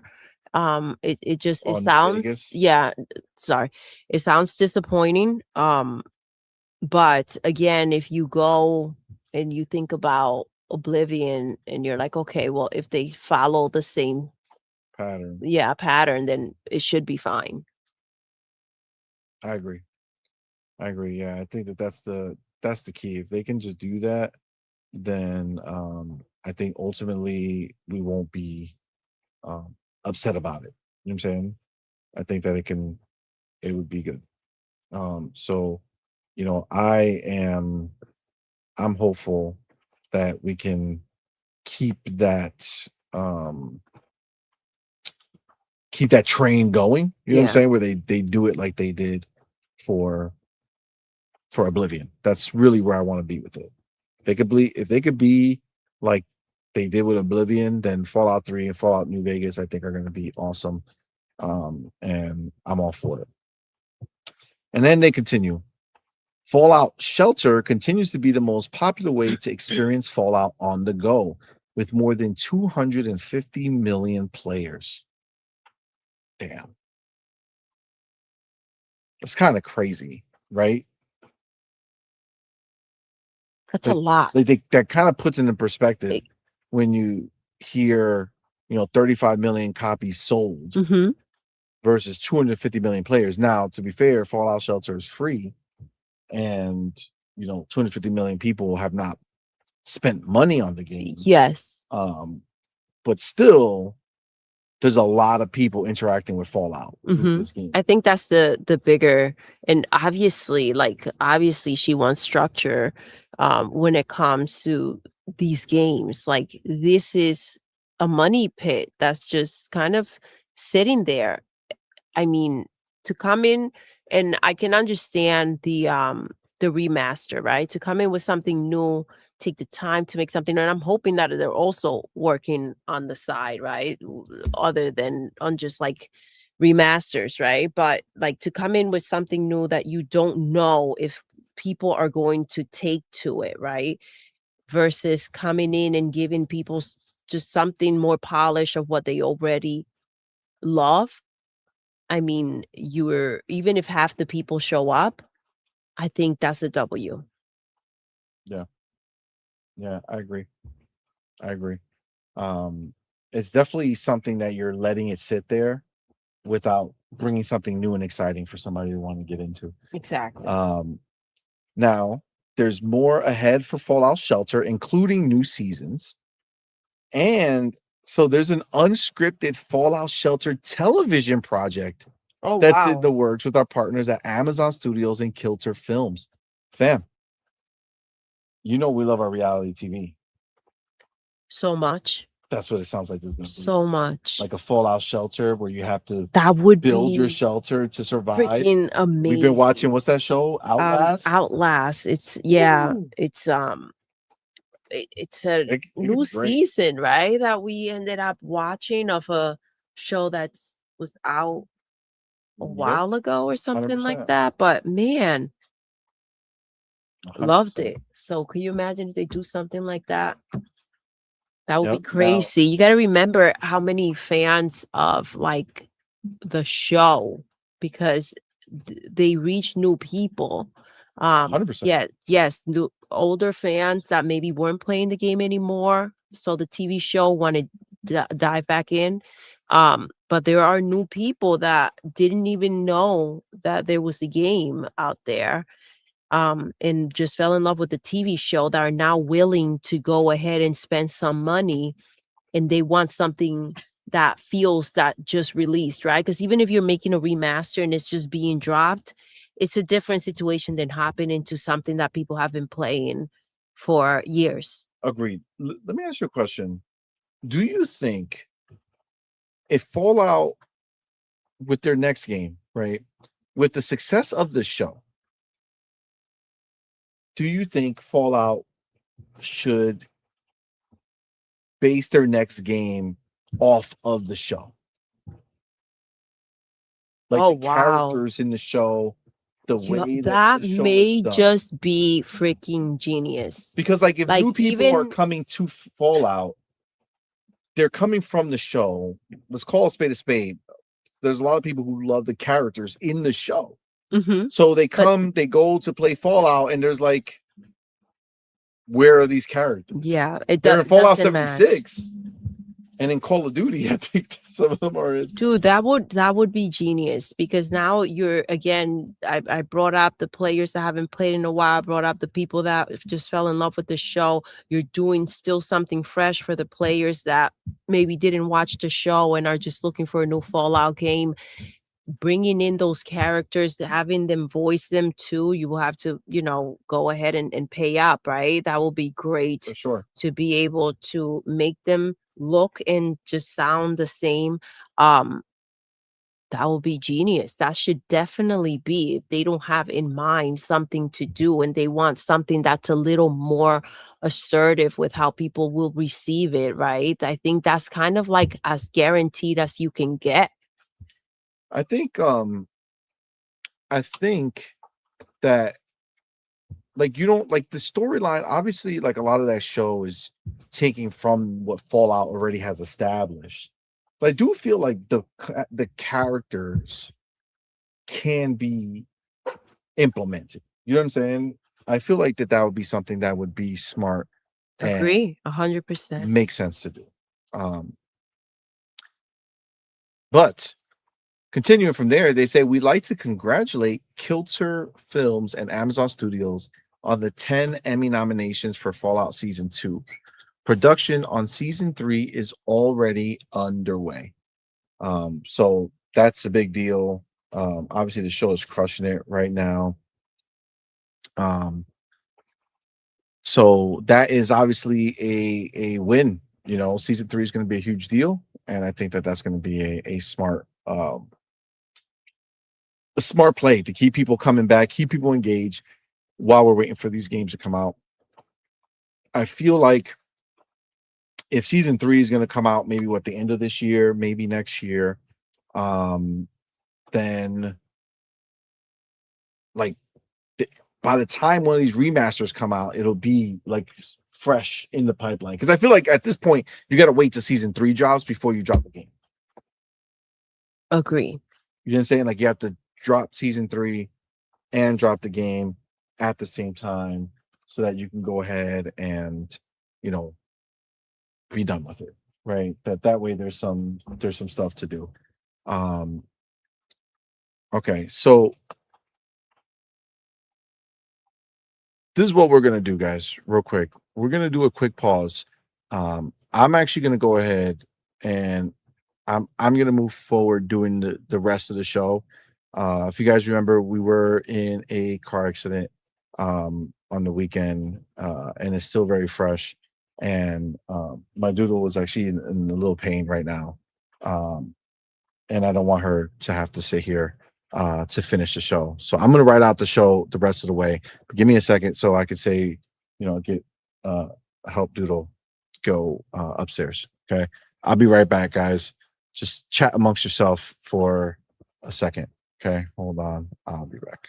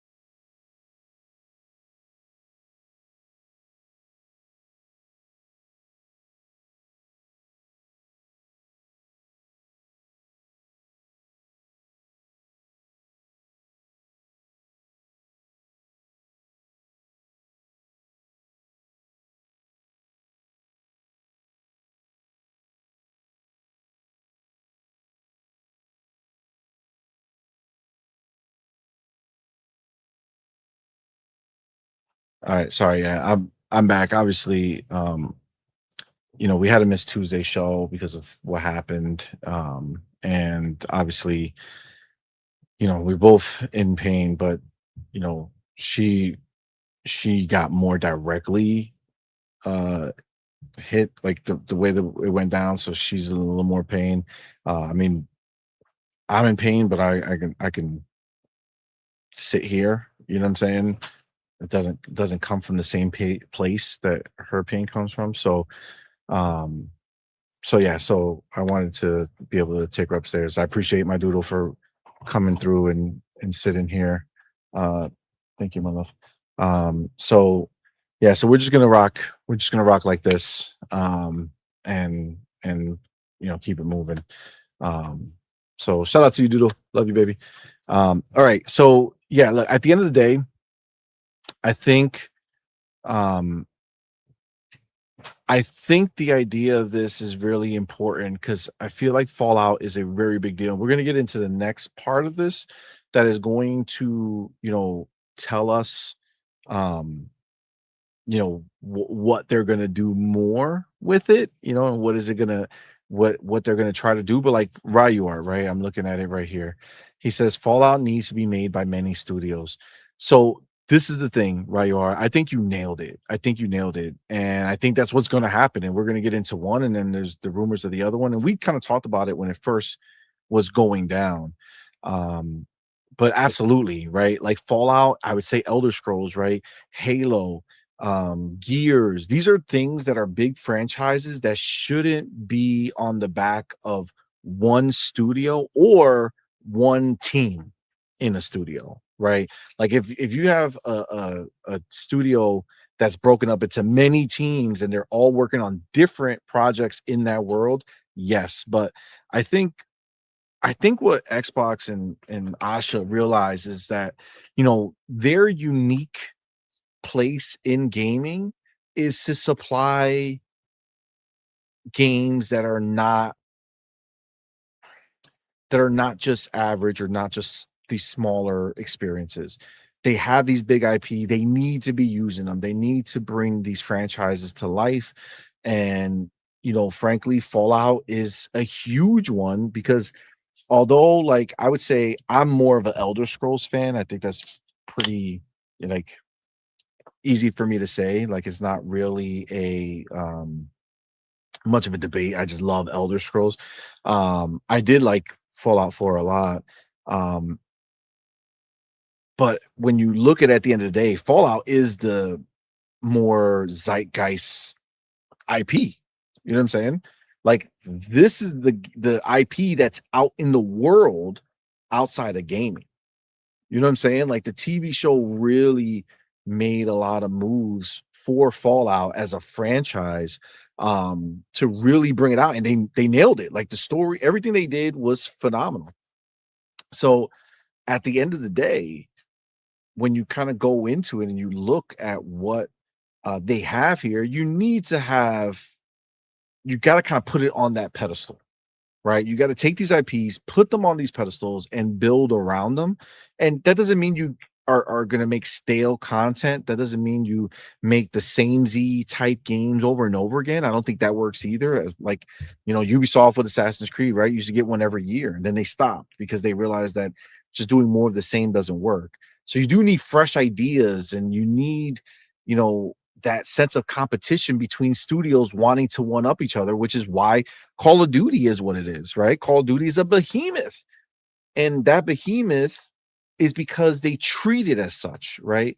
Call of Duty is kept at that level because everyone who makes a game in that franchise knows how important that game is, and they all want to be the best. They all want to be known as the Call of Duty studio, as the A team, right? They don't want to be the B team. They want to be the A team. The only way you could do that is by having multiple teams working on these games. So, of course, the last piece here, they say, and while we won't host a traditional Fallout Day broadcast this year, we're already planning something special for Fallout's 30th anniversary in 2027, when Fallout Day will be celebrated live in Washington, D.C. Okay. So does that tell you that in 2027 on Fallout Day, on the 30th anniversary, is when they're going to show us the new game? I would imagine, right? I feel like that would be the time. I feel like that would be the perfect time to do that. Now, they continue on. Studio collaboration. Now, this is one thing I would say. I knew it right from the beginning, right? If you remember when we were hearing the rumors about, studio closures at Xbox and all this stuff, I knew, the Obsidians of the world were going to be safe. I knew Obsidian wasn't going to have a problem because Obsidian is a beast, right? It's a monster, right? And they've proven that they can make fantastic games. And they did that a long time ago, too, with one of the most beloved games in the Fallout series, which is Fallout New Vegas. And, frankly, out of all the studios that Xbox purchased, Obsidian was the one given the most attempts up at bat, right? Like, Obsidian, as a studio, released more games than, frankly, any other studio has in the time since Xbox purchased them. I don't mean like the old studios. I'm talking about from the time that all these new group of studios were purchased. Obsidian released multiple games. And, the surprise hit of Grounded came from them. But then they also had these other games that came out that just weren't hits, frankly. And although they made literally both of the games that I would consider game of the year, in Outer Worlds 2 and Avowed, it didn't transfer into sales. Okay. And, if you remember when this was all happening, I said it. I mean, the only thing that makes sense is for Xbox to look at Obsidian and say, hey, listen, you guys are amazing. We love you guys. You guys are top tier talent. But no one's buying new IP. It's not that they couldn't make a new IP game that was good, because they have, right? Avowed was amazing. Again, Outer Worlds 2 is a sequel, but still amazing. It's that no one cares about these IP. And people in today's world right now, unfortunately, are way more attracted to IP that they already know and are already excited for. Maybe that's because gaming is becoming a place where people just want to have what they know and have that kind of comfort. Or maybe it's the dollars that are available and people don't want to spend money on unknown quantities. We don't know 100%, but what I will say is that they can easily have looked at City and said, listen, you guys are amazing, but making games in these IP that nobody care about is a disservice to you as a studio. And, Asha's movement is clear. She wants focus on these big franchises. And frankly, Fallout is one of the biggest franchises, and frankly, Obsidian has already worked on Fallout, and frankly, they've already made a successful Fallout. So the only thing that makes sense for me when I think about them is, hey, Obsidian, you need to go and make a Fallout game. Because if they make a Avowed level or Outer Worlds 2 level Fallout game, it would be like celebrated the world over. People will talk about how amazing it is that they went ahead and put out this fantastic game.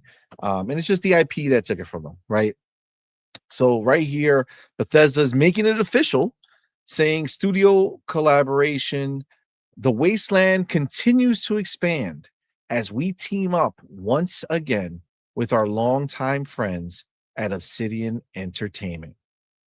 We're happy to confirm they're working with us on a new Fallout project. We'll have more to share in the future. Now, it's not just Obsidian, okay? That's the confirmation. Now we know that they're 100% doing this. They say we're also bringing our teams closer together across Bethesda. Zenimax Online Studios will partner closely with Bethesda Game Studios on the Elder Scrolls franchise, while continuing to deliver incredible new experiences for the Elder Scrolls Online. Now, first of all, we just take that one statement right there. I mean, you can't think that they can honestly do both in a major way, right? So I don't know in what capacity they're going to be helping Bethesda on Elder Scrolls while also doing Elder Scrolls Online. I think I personally believe Elder Scrolls Online is probably going to slow down. It says deliver incredible new experiences, but they didn't say when. So maybe the online portion slows down while they gear towards making Elder Scrolls, single player games more. I don't know. I can't tell you that Elder Scrolls Online, every time I play it, I do really, really enjoy it. My problem is I don't like black hole games like that, where I know that if I get into it, it's something that it's a forever situation, and there's too much of an investment for me, similar to Fallout 76, where I could hop in, but I can't like dive deep because even though they're really well made and they feel like single player games. I mean, you can play them that way. It's just not the same. So they continue in saying season 1 Return of the Thieves Guild recently launched, and the team has more planned for the future. By aligning more directly across the franchise, we can create even better experiences for players. That's interesting. By aligning more directly across the franchise. So does that mean like Elder Scrolls is making content for the single player game and online, but in the same breath, like in the same world? Like they would, I mean, I don't know when Elder Scrolls Online takes place in the timeline. But I don't know. It seems a little tricky. I think, frankly, Elder Scrolls Online is going to take a back seat, and they're going to focus more on Elder Scrolls going forward. As a single player franchise, they just don't want people to think that something's going to happen to it. And I don't think there will be something that happens to it in a way where it's going to go away, because a lot of people still play that game. I just think it's something that's going to be, a little slow down so that the single player games can live. All right. Now, bringing our teams closer together is helping us build a stronger foundation for everything we create next. Now, the big one, the one that I'm personally most excited for, and I think a lot of people are, because it is the next one up at bat, Elder Scrolls and Beyond. So they say that foundation extends beyond our teams to the technology, tools, and systems that will power the next generation of Bethesda RPGs. Says our teams are now developing the Elder Scrolls 6 and Fallout 5 on Creation Engine 3. That's crazy. So they basically made Creation Engine 2 just for Starfield. it's funny because they told us that they were making Elder Scrolls 6 and Starfield on Creation Engine 2. So now they're on 3. Great. I'm ready for it, right? I feel like they nailed Starfield. Starfield looks amazing, feels amazing, plays amazing, amazing. But I'm definitely intrigued by this next generation because I feel like if we take a look at what Nvidia showed us with DLSS 5 and just how good Starfield could look, I'm all for them taking it to the next level. So they call Creation Engine 3 a shared technology platform we've been building since Starfield's launch. It allows our teams to support multiple projects simultaneously with new tools, rendering, and systems that define our games. Fallout 5 is currently in pre-production. The Elder Scrolls 6 is our primary development focus today, with the majority of our team currently working on the next chapter of the franchise. With over 65 million copies sold, players are still exploring Skyrim 15 years later. But we know it's been a very long wait for the sequel. Yeah, 15 is crazy. 15 years is crazy to wait for a new game in a franchise. Like, that's insane.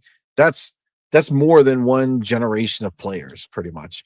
You figure, you got like 15 years, every like 8 years, that person is in a whole new phase of their life. You know what I'm saying? So like, you're like literally passing generations of people on Elder Scrolls, which is just insane to me, especially consider how good it is. Says the next chapter is on the way. We're where we planned to be, loving how it looks and playing it every day. I mean, that's just, it's music to our ears, right? This is what we want. And I mean, it does make me feel like the push is going to be for next year. I honestly feel like they're going to push for next year. I know 2028 is more likely. But I don't know. There's something about it. I feel like the Asha energy here, where like, listen, get this game out 2027 next year, make it happen. I don't know. I think it's a possibility. All right. So they continue the road ahead. The road ahead is across Bethesda Game Studios. We're building for the future of Fallout, the Elder Scrolls, and Starfield. We're investing in our technology, bringing teams closer together, supporting our live games, expanding into new forms of entertainment, and developing the next generation of Bethesda RPGs. We couldn't be more excited for what's ahead and wanted to share as much as we could today. We can't thank you enough for all you've given to us and these worlds, and we can't wait to continue them together. Bethesda Game Studios. I mean, I feel like that was a phenomenal message. I'm definitely glad that they did this. I'm glad that they did this. I'm glad that they went ahead and, just came out and told everybody what the plan is. I much prefer this. I much prefer a world where we just know what's happening. We don't know what the games look like exactly. We don't know any of that stuff, but we know that they're being worked on. We know they're coming. And that's what we should have at this point. I think we should be able to know that is happening. Now, adjacent to this, right? Fallout, we know they're working on Fallout 5. We know Obsidian is coming aboard to make their own Fallout game. There's another team that we spoke about when everything was, all the rumors were happening about people closing up and things like that. And that was our friends over at InExile. Okay. And if you don't know who they are the ones who made Wasteland 3 with Xbox. And then they're the ones who are working on Clockwork Revolution. Now, Clockwork Revolution looks phenomenal. But we had a discussion here, and I was pretty bullish on the idea that making Clockwork Revolution a exclusive next year, or not making it an exclusive as the exclusive next year. It's okay if it would have been exclusive on top of other games, but they're choosing that one as opposed to the clear game that should have been exclusive, which is Fable. I really came out and said, like, I think it's gonna be a nothing burger in the exclusive world. Powerball says weren't InExile also We're Happy Few devs. No, that's Compulsion. They're the ones who made We Happy Few. But yes, okay. I think it's gonna be a nothing burger. I think that people who, are championing exclusives, they want Fable. I think that Clockwork Revolution, as though it's cool to have, the reason the people want exclusives is to kind of be able to say we have this and you don't, right? That's the basis of what an exclusive is, right? We have it, you don't, right? But frankly, I think that if anybody goes and say, haha, we have it, you don't, they'll say, yeah, but we have Fable and we're good with that, right? So I just think that was a whole missed opportunity. But the point is, though, is that what I talked about was that it's going to be in the same boat as an Avowed, as an Outer Worlds 2. I'm going to love it. Okay. I'm going to love it. I know it. I know they're going to cook. I loved Wasteland 3. I never liked any of the Wasteland game or tried any of the Wasteland games before. I played Wasteland 3. It came to Game Pass. It was one of the first games that Microsoft bought the studio and really helped them make a phenomenal game. Wasteland 3 was amazing. I loved it. It's a style of game that I never really mess with, and I loved it. So I have all the belief inside of me that Clockwork is going to be amazing. Okay. And that's the reality. But I will say that I don't think it matters. I thought Avowed was amazing. Didn't matter. I thought Outer Worlds 2 was amazing. Didn't matter. Okay. So I really feel like Clockwork is going to be a nothing burger. And I think when we were talking about studios being closed, I had talked about the fact that I easily see the fact that Obsidian, having made Fallout in the past, should be making a Fallout game. That's going to be their claim to fame. That's going to be their moment where people are like, oh my God, Obsidian crushed it with that Fallout game. And I don't know if you guys know, and I'm sure like the most hardcore of you know, and everybody who watches the show in the chat knows for sure, but InExile is made up of many of the people who made the first two Fallouts. So they already ingrained into what Fallout, was. And what better opportunity to take people who have developed into this amazing powerhouse studio who can make phenomenal games, have them go back, have them make a Fallout experience that is unique to the one that Obsidian is making, that is unique to Fallout 5. And I think that that's going to be it. And well, lo and behold, that is what the rumor is. Let me go ahead and share this. So Idle Sloth, shout out to Idle Sloth, says the rumor, Jez Corden has heard a rumor that InExile Entertainment next project could be a Fallout adjacent. We know InExile is working on Clockwork Revolution, but they're already incubating the next project.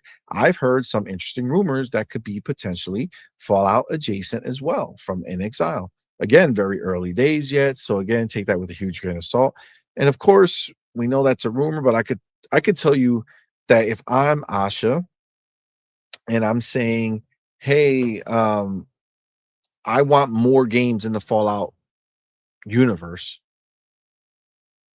I mean, you have essentially the original creators here. They're on your squad. They're in the building. You know what I'm saying? They're in the building. So why would you let that go to waste?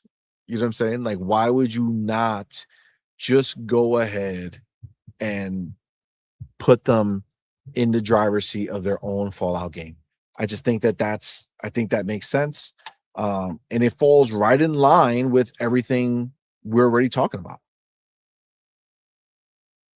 The fact that there needs to be more games in these franchises. So if that's the case, then there you have it. You're good to go. And your problem is solved. You now are in a scenario where you have multiple games coming from the franchise that you have that's most popular right now, this second, which is Fallout. Again, we heard the sales, right? Fallout 4, 35 million sales. Was it Skyrim that's at 65 million sales or some crazy number like that? I mean, it's insane, right? These are big numbers that we're talking about. But you add InExile, and now you're in the same place that Ryuart talked about before, which was Fallout needs to have multiple devs working on games for them, and this would put that right into perspective. Like that would line up perfectly. It just makes too much sense to just leave it there, right? To not handle it and have squads ready to go to make them. You know what I'm saying? I just think that's the reality. So yeah, we definitely have a lot to look forward to in this new, era of Asha. She's gonna do what she has to do to make this happen. And everything she lined up just makes sense. I do feel like she knows what she's doing. She's making the cuts she needs to make. She's putting the focus where it needs to go. Again, as much as I love Compulsion and I love Double Fine and everything that they brought to the table, we did get to consume those experiences. We did have those experiences. They will always be there to revisit. But they served their purpose. They got the boost they needed to be able to make the games they wanted to make. And now it's time for Xbox to kind of realign and focus on being the powerhouse that they are, right? They have all these franchises, use them, right? Use them, make it a big deal again, which is what clearly she's looking to do. All right. So that being said, let's go ahead and switch gears. Get it? Switch gears. Well, you don't get it because I didn't say it. Switch gears to Gears of War E-Day, baby. Guys, today's the day the multiplayer previews have gone out. We were lucky enough to go hands-on with the multiplayer preview that Xbox and Coalition put on last week now. Yeah, last week. And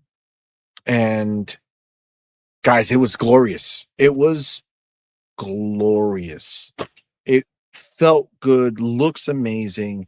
I put my preview up. It's up there. If you haven't seen it, go check it out. It's just a fantastic experience. It was. Keep in mind that I did use a mid-spec PC laptop when I was on vacation to take part in this. But still, and really crappy Wi-Fi, but still, it was still a great experience, even in a subpar condition for myself.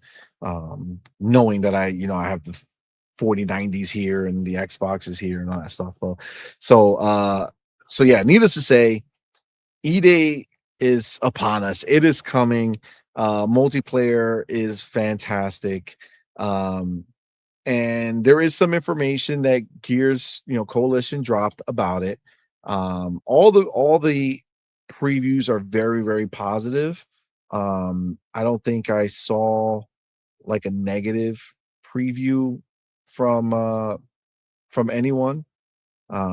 So overall, I mean, dude, there's so much information that Coalition put out here. but honestly, a lot of it is in a lot of the videos that you'll see. Is a lot of it is in my preview, a lot of it in other people's previews. So regardless, you can get that information either by reading this post or just by checking out, you know, the previews that are out there. But I will say that Clobril did get a little of a like he took some of the information from the previews, kind of put it together over here. So we'll go over it using Clobril right here. Because that deep dive, that what I just showed you, that Gears thing, it's like 4 million pages long. So there's just so much to it. But I'll go through here, then I'll add my own context from having experienced it myself. But let's start with what he has here. All right. So there's 2 modes. Okay, you got Horde, which is Horde Siege. That's their new take on Horde mode. And then the PvP mode, which is the classic PvP versus mode that everybody knows and either loves or hates. I mean, I would say this. I would say pretty definitively that this is a Gears ass game. To kind of contrast with like Doom, right? So I really love Doom. The new one, Doom: The Dark Ages, I think was phenomenal. But a lot of people who are Doom fans were kind of bitching, for the lack of better words, about the fact that, you know, id Software clearly made that game with the idea of bringing more people into Doom, right? So it's not hyper focused on the hardcore players, I would say. They built the game around the idea of, you know, dodging and parrying and stuff like that, which is probably not something that Doom was known for. So like your hardcore crowd got annoyed with it, right? And I understand that. I don't care because I loved it, but you know, I could see where that is, where you can, if you were a hardcore Doom fan, then you might go into that game being like, this wasn't made for me. This was made for the hope of other people showing up to this party. I can pretty confidently say Gears of War E-Day is for Gears of War fans. Because as I was playing it, I love my experience. But remember, Halo also just dropped, right? So I was playing the bonus missions of Halo as well. And, you know, it just, calling a spade, it's still Gears, right? And Halo is still Halo, and I still prefer Halo, right? So, like, it didn't change its position for me, right? It's not like this Gears was like this brand new thing that was so different that made me be like, oh, no, all right, I think, man, maybe Halo got its work cut out for it. Not for me. That being said, flip the script to anybody else who's more of a Gears fan and they played Halo and Gears, they would feel like Gears is doing everything for them. I think there's certain points that people might, you know, kind of possibly have a complaint about, and I don't know if it's a complaint, but more of like an opinion on, which is like the running. You can actually run in Gears now, like it's legitimate running in the game. It's not the roadie run. You know what I'm saying? If you know Gears, you know the roadie one when you held A was a, you know, like a crouch run. And the idea of that was to get you from, you know, from point A to point B, right? So from one point of cover to the next point of cover. It's supposed to be like keep your head down on your run, things like that. That's gone. Okay, that's gone. Now you just have a full-on sprint, and then you get into cover. And now they have layers of cover because now they have like even this lower cover. So like you can certain areas, if it's a low wall, you can still kind of lay in cover and shoot over. But that would be the only point of contention I think some people might have if they don't want to, if they're mad that the roadie run is gone. But now you can jump, you can do all this other stuff. It's really, really a great experience. Well, let's read what he gathered from some previews, and then we can kind of go from there. So for the Horde mode or the Horde Siege mode, says, quote, somebody said, is the most fun ever had in the Gears franchise history. I can second that. I can second that pretty easily for me, because I'm not like, I'm an early Gears multiplayer player. You know what I'm saying? So like when the game first drops and you have a large amount of people come in who don't know the game, I go in and have a lot of fun because I slap them up. And even if they get better, it's okay because it's just people playing the game.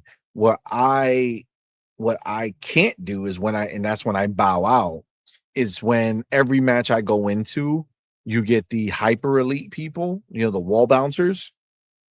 Now the wall bouncing has changed a bit. You still can do it, but it's a little more laxed. So you have to be better at it, I would say. But I think that the people who are good at it are still good at it. Like a demo, right? Like our boy, Demo Flow Gaming, the homie, he will love this, right? He will love it, and then he will slap us up if we were playing together. I mean, that's just the way it is. But I can second the fact that this is more like it's like a PvE mode, and it's not player against players, player against the environment or the enemies, and there's different teams, and you're technically competing against them theoretically. But you don't fight each other. You could just help each other. But it's just Gears. It's just fun as Gears, playing with other people. It's like how I would imagine like a massively multiplayer online Gears game would be. You're in the world. There's other people who are playing. You're grouped into these squads, and you're just demolishing the bad guys. You know what I'm saying? And it's fun. It's fun. Like it's really, really fun. So I can second that. I would caveat most fun I ever had playing multiplayer in the Gears, franchise history. I prefer the single player Gears for sure, but this experience is really, really well done. And it really actually the siege mode, how big it is and how multi-leveled it is, really really goes and speaks to the new movement that they put into the game. Again, the running is way better. You can climb very easy now. You can jump from one area to the next, right? So it's not like some super duper jump, but I feel like it's serviceable. It's a great jump, and it's great to have in the game. So it's like a playground of an area where you can kill bad guys, have fun with the movement, and just have a good time. And at the end of the day, I think that that's going to be the thing that really takes Horde Siege to the next level. There is a slide as well, and I didn't use it as much. And it's funny because ever since I did my preview and the preview went up, like I didn't even bring it, to be honest with you, I didn't even bring up the slide because you can slide, but like I don't think I'm not good enough of a player to have thought about using the slide like I do in Fortnite or in Call of Duty, where I run, slide, and shoot. So, I mean, it just kind of is what it is. I was watching previews of people who were just freaking sliding around and shotgunning people and crushing it. So yeah, it is a the slide is really effective. Is there slide cancel? I don't even know what that means. But maybe. I know I was watching people doing some crazy stuff on these previews, but that all that does is show me how, you know, I don't have enough time to get that good, unfortunately. You know what I'm saying? So, but I'm not hating on it. Listen, every game has its place. I'm gonna have a hell of a time playing the single player, and then I will enjoy playing multiplayer for a while. And honestly, the Horde Siege mode will keep me involved way longer than if it was just the PvP or regular Horde, because the objective based nature of it, it's really a fun time. Let me continue. It's chaotic 12 player. So there's 3 squads of 4 people. And the fights feel sublime and frenzied. They really do. It really feels good. And they do fill in with bots. So if you don't have enough players, your squad will have bots in it. There's a useful class system with strong ultimates like Stim Vapor. So again, this is another place where, you know, I was just playing as the standard, I think assault or whatever it is. I'm not a sniper really, so I didn't really dig into that. And then I think there's one that's like for up close. I kept to the standard one. And I had a great time doing it. But there is a class system, and you could even like mod your weapons, like take the standard weapons and add bayonets to them and different things. Like it's pretty cool. It's pretty in depth. So yeah, that's pretty cool. So there is a class system. So if you like playing a certain way, you can go ahead and in this mode, it makes sense because like the sniper mode, like if you're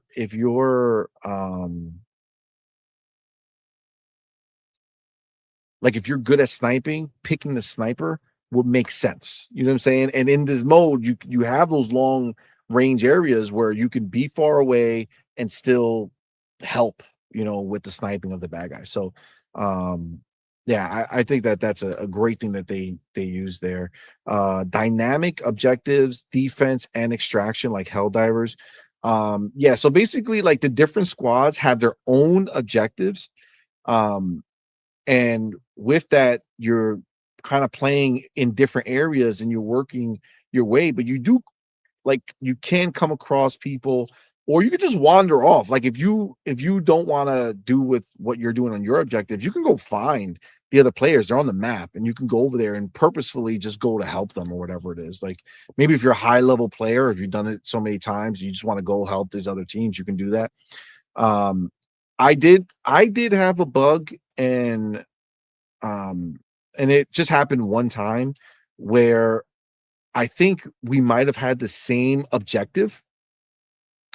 And I don't know if that's supposed to happen. Maybe that was the glitch, because I think we had the same objective as another team, and they went and they got there before we did, and they triggered their objective. And once they did it, we could no longer trigger it. So basically, I just stood in the world helping them kill people, and it's just so fun that I was still in there having a good time, exploring and doing different things. There's a lot of other objectives that pop up, so I just kind of went on and did other things. There's like these special crates or whatever that you could find that are in the world that you can go and get like special things if you get there first.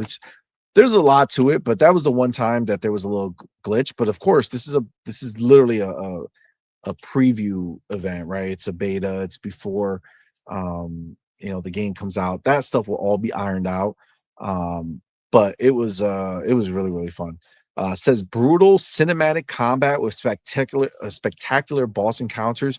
That is true. Every time, like, in the single player game when you're playing and all of a sudden, like, there'll be something that happens where you have the big monster boss come up. Like, they're just in the world. Like, they have these events that take place, like the big thing with all the hands, he pops up out of the ground. You got these flying things that are crazy. You got these like big spider looking things with these long legs that they jump around, and they'll jump on a side of a building and stand sideways and shoot at you. It's intense. Like there's a lot to do there. And then just the moment to moment gunplay is just so satisfying. There's really no negative that I could think of from experiencing it. It just felt so good to play. And like the blood, when you chainsaw somebody, your character gets completely covered in blood and it doesn't just disappear in 2 seconds. That's right, I'm talking to you, Wolverine. It's crazy. Like it's just dope. It's just dope. I love it. And then it says there was some server lag and latency issues. See, for me, I was at my hotel on really, really, really crappy Wi-Fi. Phenomenal hotel. Love the hotel. Wi-Fi horrendous. So like it was a problem. And I had to download the game, and I couldn't use their Wi-Fi because it was too slow and it would take a million years. So I used my phone, the hotspot, but the file was so big that I used all my data on the hotspot data or whatever.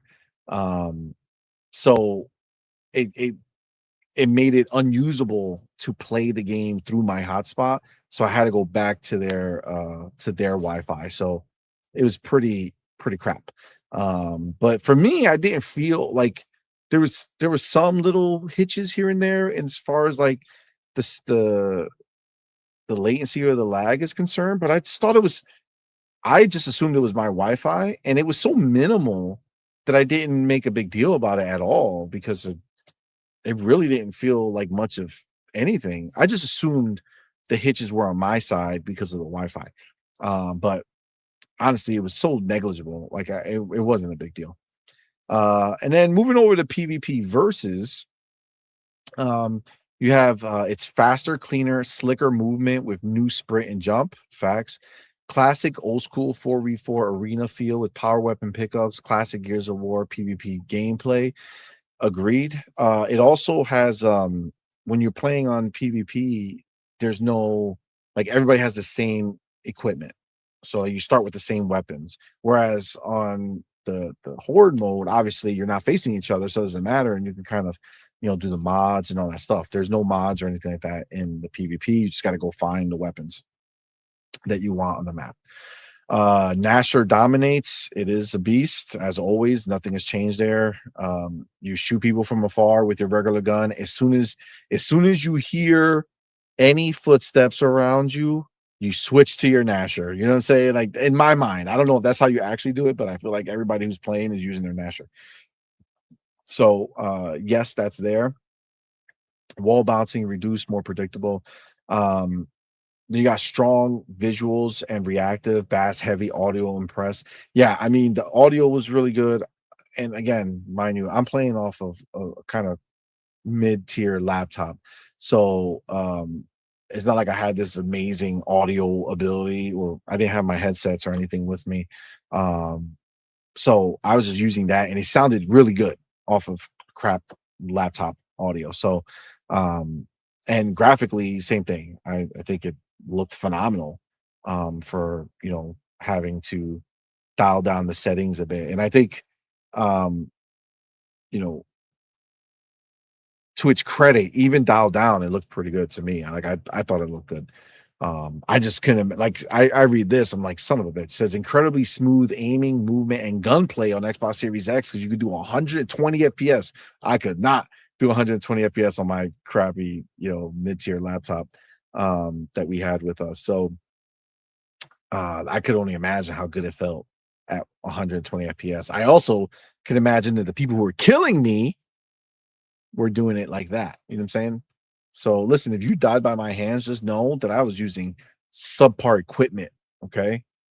And then it says heavily rewards team play, strong Lancer support of fire, ongoing lobbies in casual mode. Feels, I mean, for me, I just assume we're playing with the same people because it was just a small multiplayer preview. So I didn't really pay attention to the fact that it kept you with the same people on purpose. And it feels modernized yet reserved compared to the horde mode scale. Yeah, so I think it's very purposeful that they did experimentation with this horde siege mode, and they left PvP, you know, I wouldn't say untouched because they obviously did a lot to it, but I think it was on purpose, like clearly, to make it that they don't have they didn't want any blowback, right? They didn't want any backlash from making big changes on PvP. So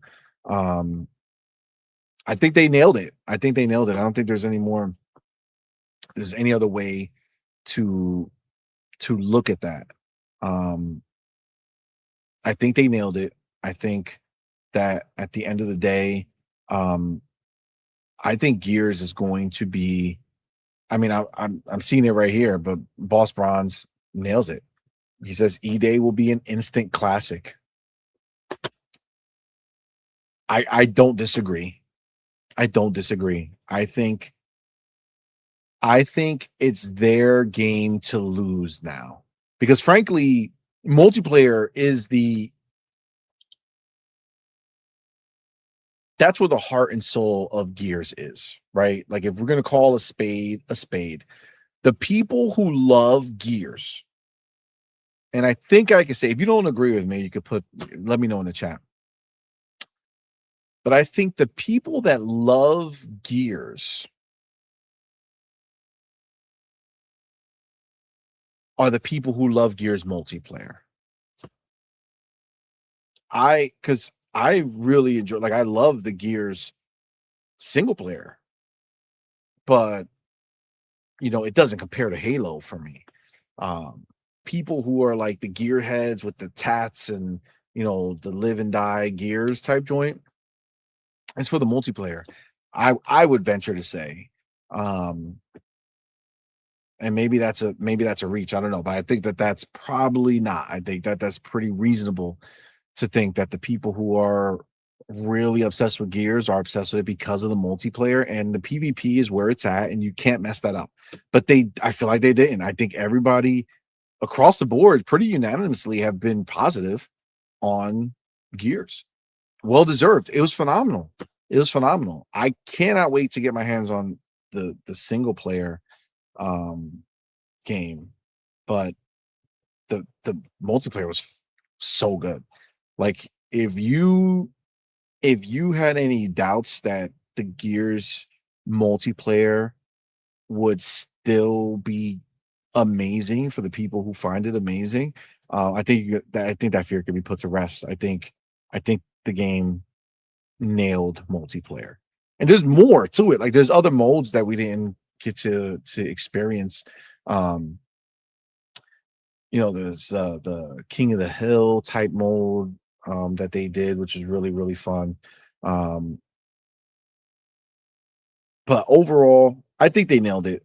I don't know what you guys have seen in previews and how you feel about it, but I would say, having had hands-on on a subpar, frankly,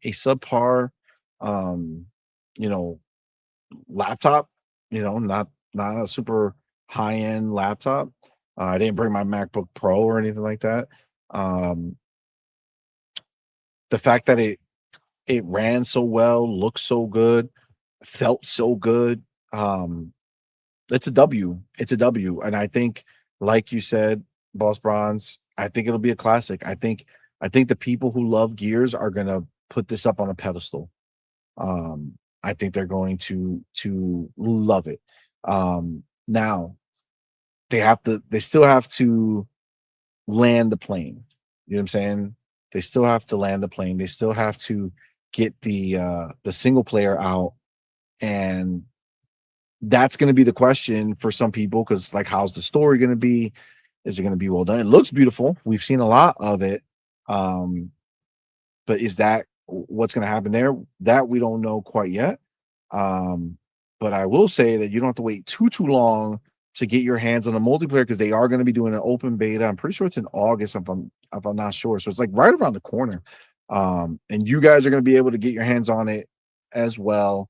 Now I do know, just to add some context, that because there was obviously a big whole big post that was done inside of that big post from Gears. There's like a lot in there. There's also a video that they put up.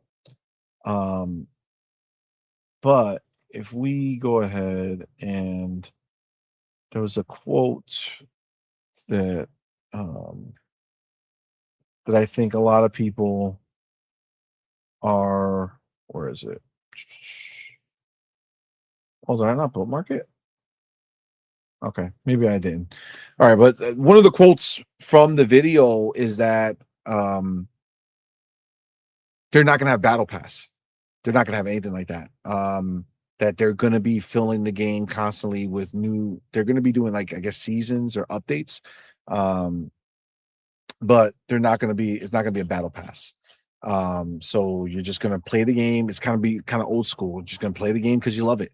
Play the game because you want these unlocks, right? You can unlock everything in the game. There's a lot of like challenges to unlock the things you want to unlock, different skins and, you know, skins for your gun and all that fun stuff. The gun skins look crazy dope. There's a lot of cool ones. They have like this partnership with Metallica. The skins do look dope. So yeah, I think that's a pretty cool situation. So, you know, I think people are going to like that. And so they're basically keeping it the way it's always been, right? They didn't do what Halo did, which is change when they went to Infinite to a Battle Pass and do all that stuff. Gears is just staying Gears. And I think that's on purpose. You know, I think they want to go ahead and not make it where they are where they're possibly causing people to be pissed, right? Like, they know this is their Gears. This is not a remake or a remaster. They already did that. This is the actual Gears game. They can't miss with this one, right? Because if they miss with this one, if they piss off the fan base, the core fan base, I think they'll be in trouble. And I don't think they want that. So I think they're playing it smart. You know, they're taking risk outside of their core PvP experience, which most people are probably who are playing Gears are going to be playing that. So overall, I think it's a W, man. I think it's a huge win. I think they did the right thing. Yeah, let's we're gonna leave it at that with Gears. All right, let me hold on, get my next thing going real quick. And normally, guys, if we had, you know, like if Doodle was here or something like that, we would do like a members only join and kind of go into it. But since I'm flying alone, I'm just gonna keep it rocking, and we'll just, you know, when we have a squad together, we'll do our members only stuff. But right now, I don't want to get into any of that because I'm doing this myself right now. So let me do this because I do want to mention it. Hold on, where is it? Okay. Here we go. Bam. All right, so my next chapter here. All right, so briefly, I do want to get into the fact that, guys, the news is coming already. Xbox at Gamescom 2026 says Xbox celebrates 25 years of play and returns to Gamescom with Call of Duty Modern Warfare 4, Gears of War E-Day, Minecraft Dungeons 2, Fable, and more.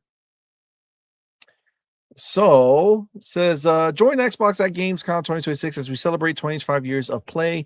We're returning to Cologne, Germany to connect with players from around the world and spotlight many of the incredible games coming soon to Xbox. The Xbox booth will be packed with new worlds to explore, developers to meet, and experiences that showcase what's next for Xbox. Our booth will feature 25 upcoming games and 140 gaming stations, giving fans the opportunity to go hands-on before they launch. I gotta tell you, I'm feeling kind of slighted. I'm not gonna lie. Okay. Although I have a dope-ass Xbox that's gonna be coming. Shout out to Xbox. Appreciate you. Looking forward to my my new Xbox. Outside of that, I did get to play Halo, and that was everything to me. So I very, very happy that they had Halo over there and they were ready to go. But fam, like they have everything here. They're going to be at Gamescom showing. They said you could be among the first to play and see games like Call of Duty Modern Warfare 4, Fable, Minecraft Dungeons 2, Gears of War E-Day, Metro 2039, Stranger Than Heaven, Alien Isolation 2, and more. That's a strong list of games that if you're in the building over there at Gamescom, you're going to be able to go hands-on with. That's wild. That's a good show to be at for sure.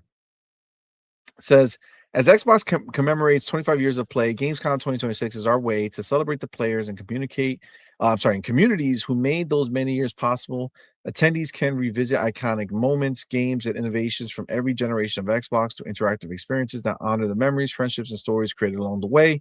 That celebration continues with the return of Xbox FanFest, bringing together members of our global community for exclusive experiences and unforgettable moments.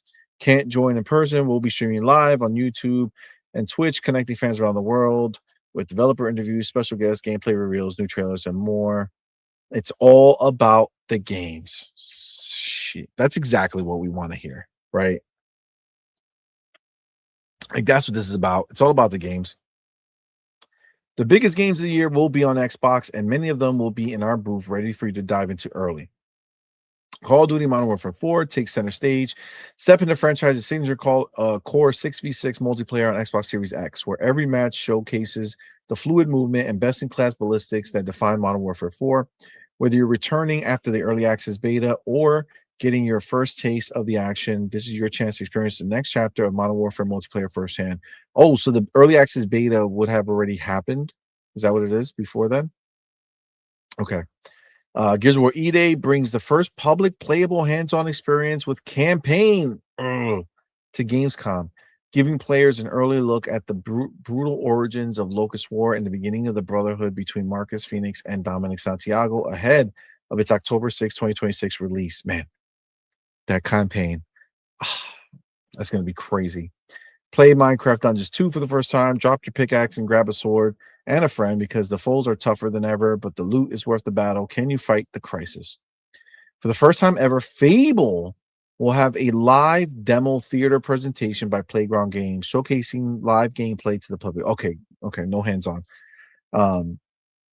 Taking fans on a hero's journey and highlights its smooth and responsive combat. Seamlessly combine melee, range, and magical abilities to forge a combat style that feels uniquely your own. Play Stranger Than Heaven for the first time. Face down fate in the 50-year action adventure saga's demo, showcasing the innovative combat system that has you independently control the left and right sides of protagonist Makoto Daito across 3 of the 5 immersive Japanese cities and eras found in the full game. Get hands-on with Metro 2039. That's going to be fire. For the first time at Gamescom, ahead of its release in February 2027, explore, scavenge, and survive the post-apocalyptic ruins of Moscow and the next landmark FPS from acclaimed storytellers 40 Games. Halo Campaign Evolve, that's already out, but good for the people who haven't felt it. Forza 6, same. Flight Simulator, same. Tune in from home. All right, and that's what it is. That's going to be Gamescom, man. That's going to be dope. I love the fact that they're going to have more hands-on experiences there for the people who haven't been able to. And I'm just intrigued to see what they're going to announce. I'm hopeful that they'll announce something new. This doesn't sound like they're going to have reveals. They don't really say anything about, check out whatever and see some reveals, but maybe they will. I don't know. But Xbox has the games to get into people's hands, and that's what they're going to be doing. I think Gamescom is going to be fun. I think we're going to get a lot of new information from there. Freaking Fable. They're still not letting people play it. I don't know if that's a good thing or a bad thing. Like, we're pretty close. You figure was like late August or whatever. So September, October, November, December, January, February, 6 months before release. I don't know. I felt like that should have been a place where you're like, okay, let's go ahead and get it in the hands of the players.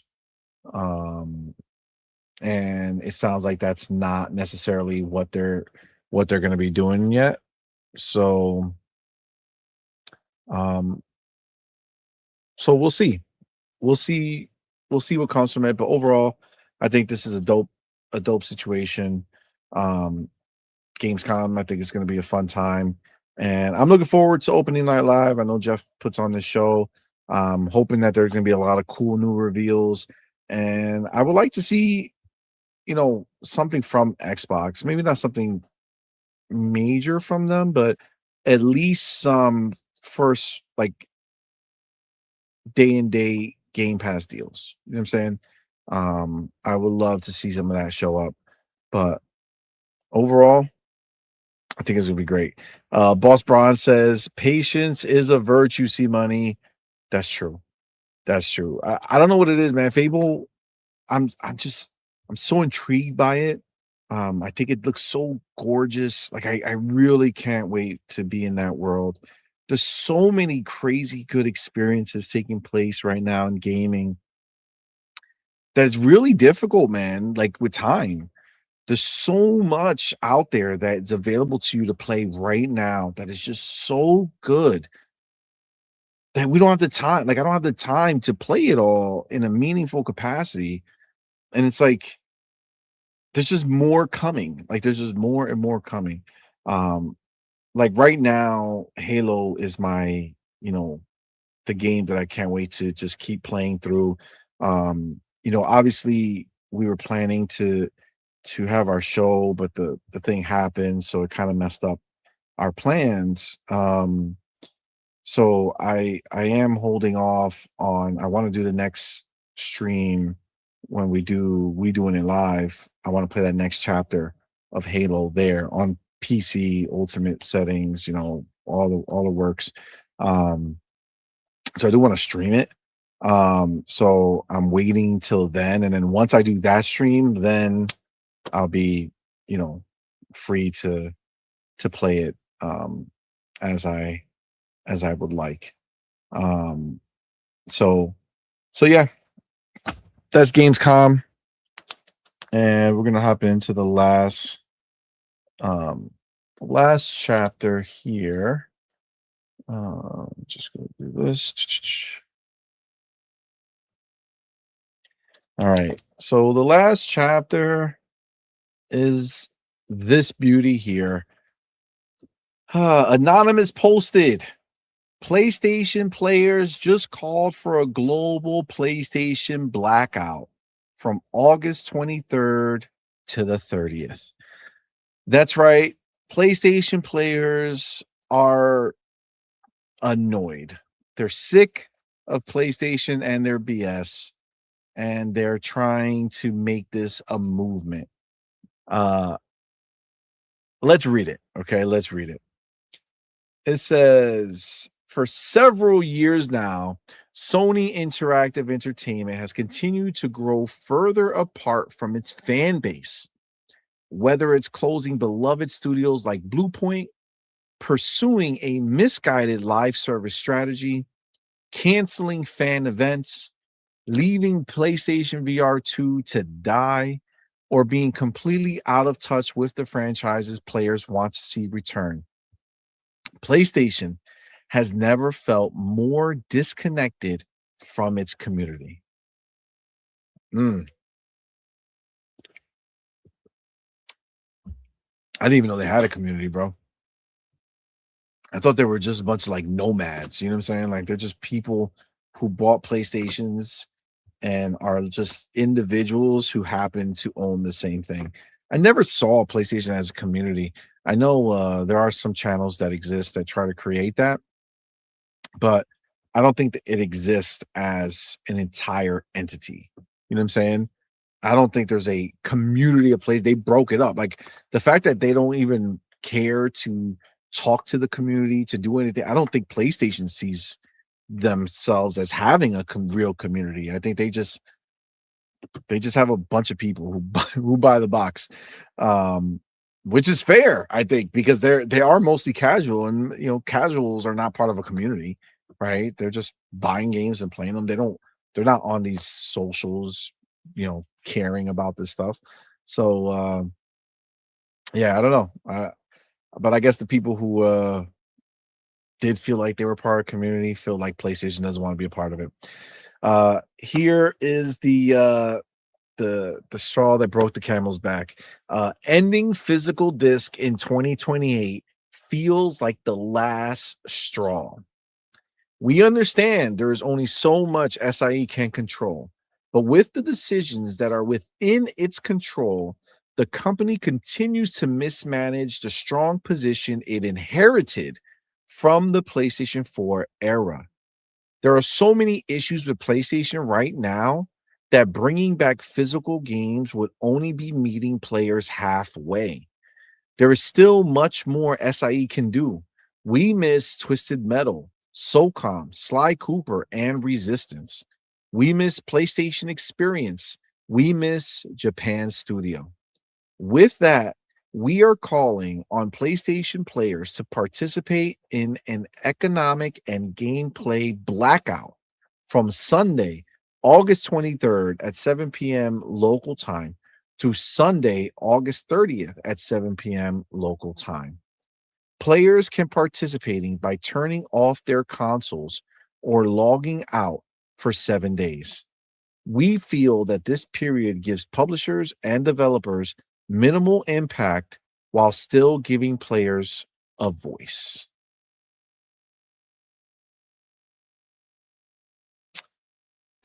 Guys, I don't think this is going to do anything. I don't think it's going to work. I don't think they're going to do it. Okay, I'm going to be honest with you. But the fact that they went ahead and decided to even put this message together shows that there is some effect happening that is big. I mean, this thing, I mean, just to be clear, this is from Anonymous. This has 2.4 million views. 2.4 million views that's a lot. And then they say the reason the end of owning your games is coming. I mean, listen, we've been saying it. We know that that this killing physical is crazy right now. Like, people are not happy about this. I'm still a little dumbfounded that Xbox has not jumped on this, this moment to, hit them hard. And I don't know what that means. I don't know if they're waiting for the right moment to strike when they have more to say. Or I don't know. It turns out like we were waiting because we thought that program, the digital program, we thought that was the thing that we were waiting on. Turns out it was the PC backwards compatibility. Now, tomorrow we're going to talk about that. So that's why I didn't put it as a topic. Tomorrow that will be a topic. But it turns out that was it. So this digital thing did not surface officially yet. So I don't know why Xbox is just letting this happen without like putting the boot to the neck. You know what I'm saying? Like this is their moment. they could decapitate the snake, you know, the head of the snake right now with this moment. That blow would be crazy. But you know, one of the things we have heard constantly is that there's not a lot of supply, right? So even if they did something crazy right now, there's not enough Xboxes out there to take advantage of it. So, you know, maybe I'm answering my own question as we discuss it. But it's maybe they're just waiting for the official Helix announcement. You know what I'm saying? Maybe they want you to see the box and then see the disk drive and then make the announcement. You know what I'm saying? So I know I brought this up myself and then now I'm answering myself, but this is how I work through things. I think that that's 100% a possibility, and that's the only way I could see it go down, where that's why they're not talking on it. But frankly, the fact that these people are coming out here and doing this is a big deal. It's a big deal that there are still people not letting this die. PlayStation thought this was going to die. They thought they were going to come out and nobody was going to give a crap. But the reality is they do. They do care. This is not some insignificant thing that is just people talking. At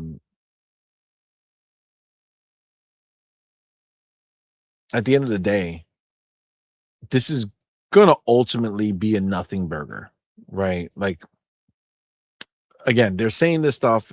PlayStation knows the truth. None of this matters, right? All this is mostly performative, to be honest with you, because that Blackout, they're not going to do it. They're not going to do it. They're not going to do it. If you only have a PlayStation, you're not going to say, I'm not going to play games for 7 days. It's not. The only way that would happen is if it conveniently happens.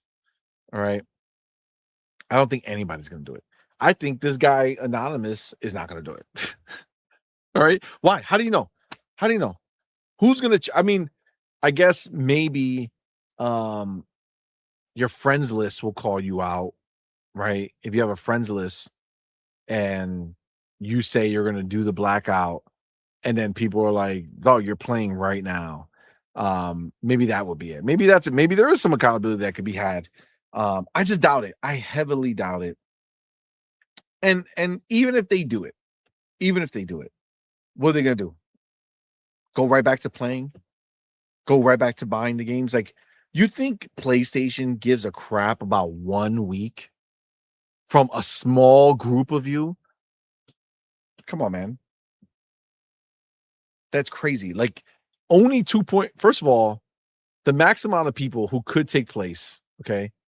The max amount of people who could take place is 2.4 million people. That's the maximum amount who could take place in this movement, because that's the only people who saw it.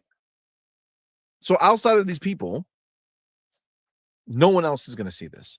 I mean, obviously, I'm minimizing it, right? Because 2.4 million people, and then, you know, there's shows like us, there's big shows who are who might talk about this, who kind of extrapolate that out. But even still, right? Let's say it goes to 5 million people who see this, right? Who even know that this thing is supposed to take place. 5 million people are not going to do it. It's not going to happen. If you got to 1 million people, that would be crazy. I don't think you're going to have 100,000 people doing it. I would be shocked if you had 1,000 people who did it. I just think it's unlikely. And I think that people will go ahead and just want to enjoy their box that they have after a long day of work and not worry about putting on a performance for something that's not going to change. And frankly, like, the reality is that you're not going to like throw away your PlayStation right now and be like, I'm going to go buy this other box. So few people are going to do that because of the money. So Like, you're just gonna sit there and you're just gonna play your PlayStation, and you're gonna act like, you know, you're all hurt about it, but you're just gonna keep doing it. And that's what PlayStation knows. That's what they know. That's what they believe to be true. And although you guys are making all of this noise about it, okay, and I'm not saying it's a bad thing to do, right? Good on you. What's up, Spartan? I see you, player. What's up, Becca? How you doing, guys? Like, it's not a bad thing that they're trying to do this, but frankly, they're not going to do it. I saw somebody who put it, Boss Bronze. He said it right here. A little late, ponies. Yeah. Yo, dude, the ponies have sat there and told PlayStation that whatever PlayStation does, no matter how stupid it is, no matter how dumb it is, that they will accept it. They will accept it. They will take it. There's nothing that's going to stop them from fighting it, right? And that's just the reality of what it is. So no matter how you cut it, you've already told PlayStation that, nah, we're good. We're good. It doesn't matter. We're okay. I know you're doing something I don't like, but frankly, I'm just going to keep doing it anyway. I'm still going to buy your games. I'm still going to do all that stuff. And no matter what PlayStation does, they will not stop supporting it. And that's just the bottom line. Like, no matter how you cut it, that's what's going to happen. People are going to keep buying the games. People are going to keep subscribing to the service. As much as they pretend like it's this horrible situation, it just kind of is what it is.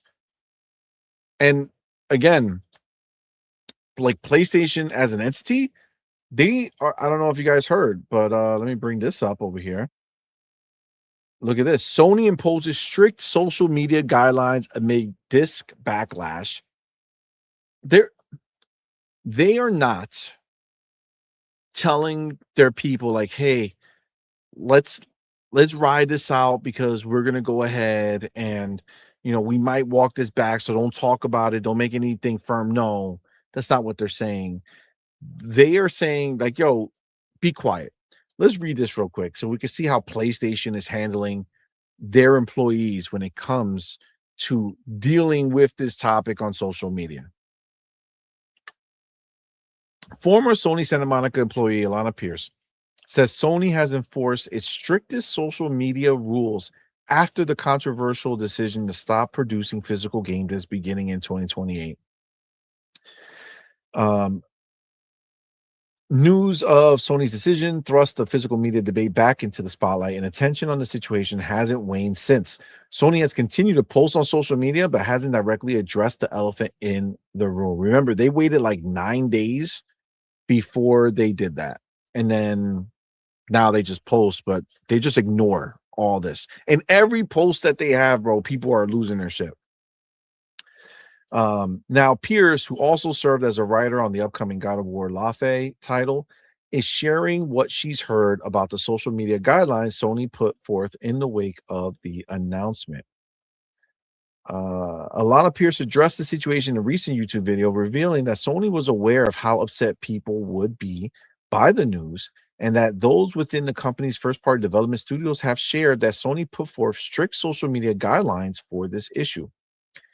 Quote, people working at PlayStation first-party studios told me that Sony had the strictest social media guidelines for this particular thing that they've ever seen issued. Sony does somewhat regularly tell employees what they can or can't say about certain things. I was under a lot of guidelines when I was working on God of War Lafe. I still am. And they did send me guidelines regarding what I could say on the day that the game was announced. In this instance, it is apparently the strictest the employees I spoke to have ever seen regarding public communications. They would only have done this if they knew it was going to be an enormous PR issue. This is no surprise to them. And Yeah, I mean, I think that that's the biggest thing, right? That's why this performative stuff here with the oh, we're gonna go ahead and boycott for a week. Bro, they expected this. They 100% expected that this was going to happen. And they didn't stop them. If anything, they know that this conversation is going to take place, and they know at the end of the day that all the words are going to amount to nothing.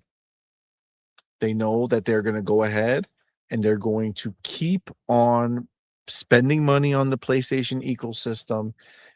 They know that this is really the final generation of mass console purchases, I would say, at least for the foreseeable future, because I think we're all pretty aware that new consoles are going to be more priced for the most hardcore players with available funds. And after that, like there's not going to be 100 million PlayStation 6s sold at the price points that they're going to come in at. That's just the reality. Like there's never going to be another moment where that many consoles are bought. Again, for the foreseeable future. Now, obviously, in some far off, distant future, prices come back down to a normal human level that people can afford, then they can go ahead and, bring prices back down. Then sure, of course, we'll be there. It's just going to be a very, very long time. So they know that the people who are on PlayStation 5 are just going to stay on PlayStation 5. They might not buy a PlayStation 6. That's fine. They're probably not expecting that at this point. And they're just going to be spending the same money that they have. And I don't think there's anyone at Sony who thinks differently. Frankly, I think that they're just going to ride this out. Eventually, this will die down. Eventually, it will die down. Now,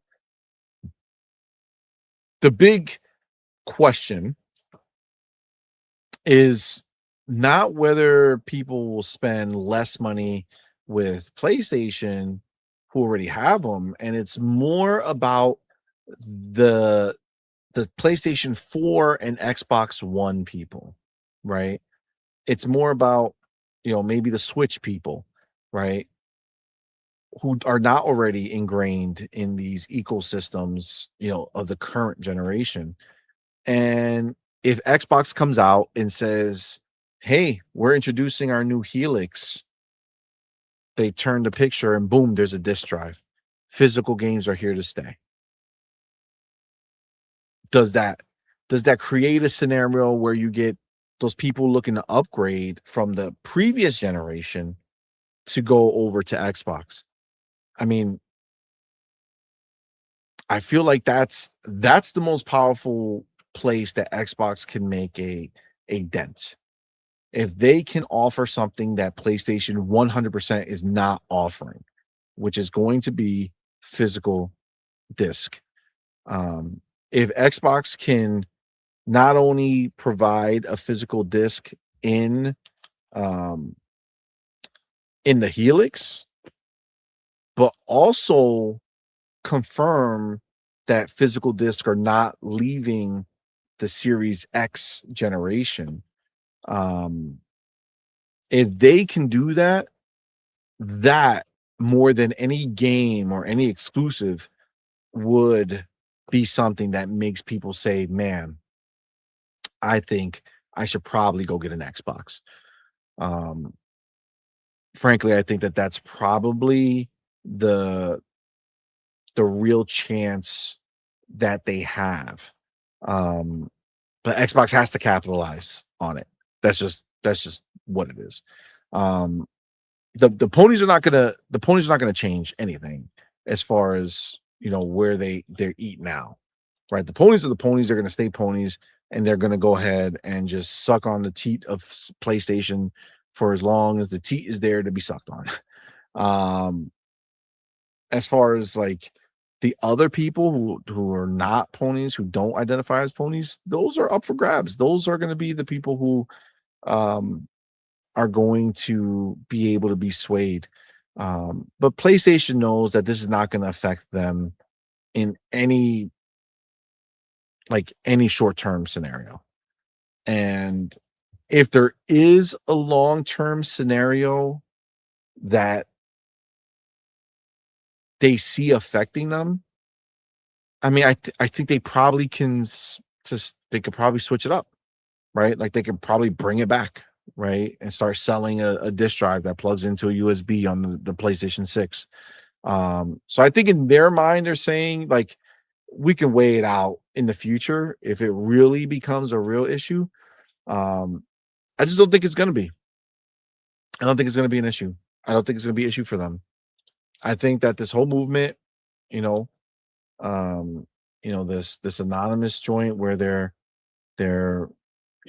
protesting or whatever it is that they claim that they're going to be doing. I just don't see it happening. And if it happens, I don't see it mattering. I don't see it mattering. I don't see it doing anything.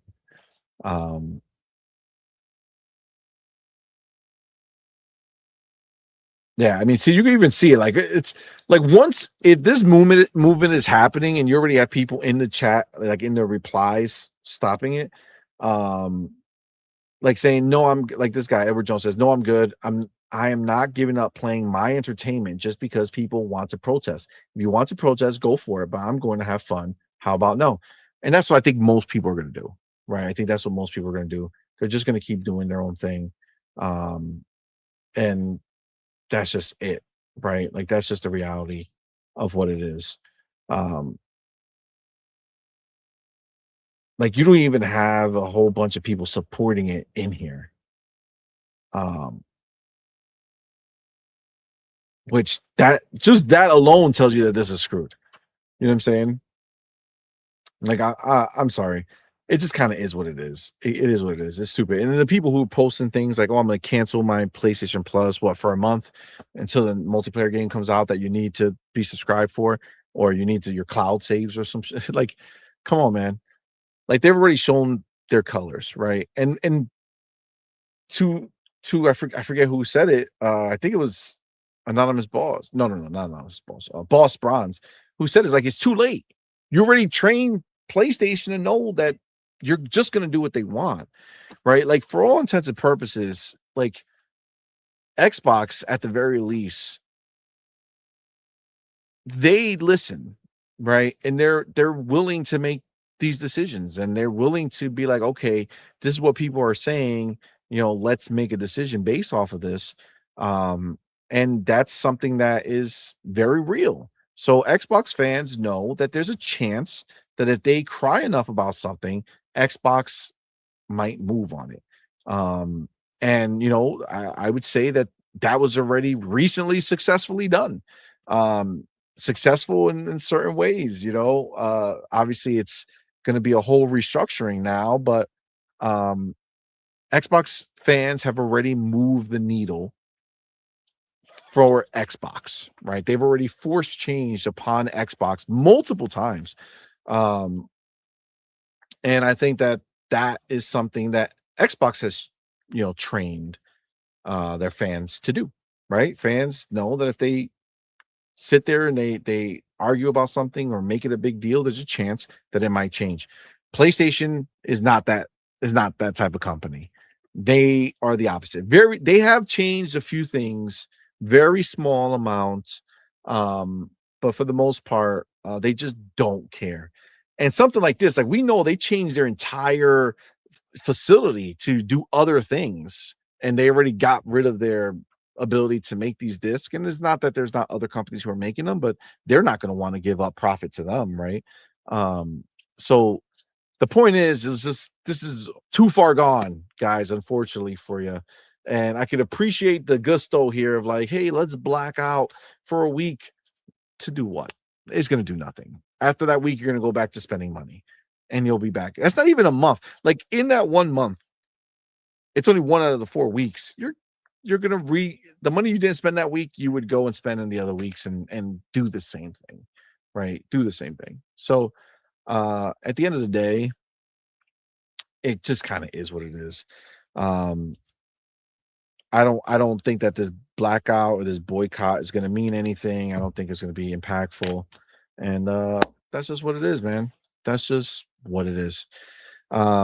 Guys, thank you so much for rocking out, man. This is where we're going to end it. Tomorrow we'll be back with the homie Hargeet, and we will go ahead and go over way more of the other topics that we have that we've missed, and like the dope ass back compat that they did on PC. There's so many cool things. We'll talk more about Halo. There's a lot of stuff that we missed that we're gonna go over tomorrow. Exclusives, that whole conversation. There's some more movement there. So definitely come back for that. It's going to be a fun show. It's supposed to be 8:00, but we have some things going on. So it might be 8 or it might be a little later. I don't know 100%. But this is one thing I will say. If you're not here, I completely forgot. For the next 4 to 5 weeks, our show schedule is changing. Tuesdays are no longer doable for me. I have some stuff that I have to do on Tuesday nights that I won't allow me to do anything with a stream or anything like that. So we're actually going to move to Monday. So Tuesdays will become Monday, and then Friday will still be that show, and Thursday will still be we doing it live. But the Tuesday show will now be Monday. And so just wanted to prepare you on that. And then another thing is that in general, we're going to be trying to move up our time for our streams. Now, there's a lot of things that are happening right now that are going to make that not possible. But the one that will be possible, theoretically, are going to be on Fridays. Now, not this Friday because there's something happening that we can't do it. But going forward, the idea will be Fridays will start at 7 p.m. Eastern and not 8. And theoretically, all our shows will start at 7 and not 8. But some of the stuff we have going on just won't allow it. But on Fridays, we should be able to do that. So just keep an eye out. Obviously, I will, as things happen, we'll make it more official. So yes, just keep in your mind for the future. Mondays will be our new show day, not Tuesdays, for at least 4 weeks, maybe 5 or 6, depending on if anything drags on from what I'm doing on those Tuesdays. And then eventually we'll go back to Tuesdays, but it'll be Mondays for the foreseeable future. And then Fridays should be 7, not tomorrow, but going forward, Fridays should start at 7, not 8. And then I do believe this Saturday, I'm gonna be doing we doing it live. Couldn't do it tonight, obviously, because we did this. We missed Tuesday show. So I do want to play Halo, and there's some other games that dropped that I want to jump into on the stream. So definitely look out for that. Now, that's not 100% set of songs. You never know. It's not our normal day. So if something comes up, then it won't happen. But that's the goal. The goal will be for Saturday to do that.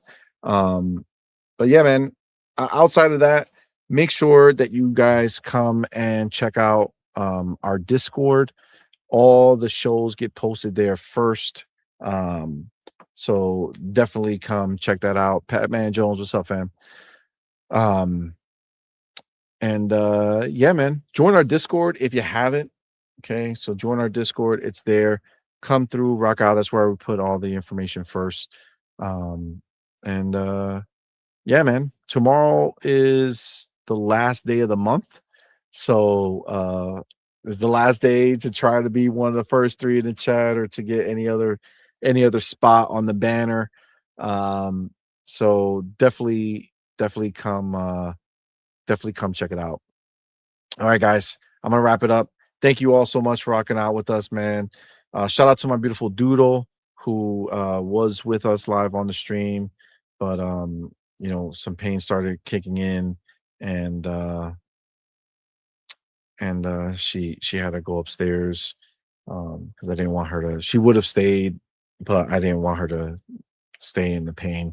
So so she did come and rock out with us. So shout out to her. Powerballs, I see you got your PC back. Macros are back. Appreciate you, brother. Thank you so much, man. All right. Well, guys, that's it, man. We're going to wrap it up. Again, we'll be back tomorrow. With that, we're going to go ahead and end the show the way we end every single show. Doodle, we're done. Until next time, you're intruding.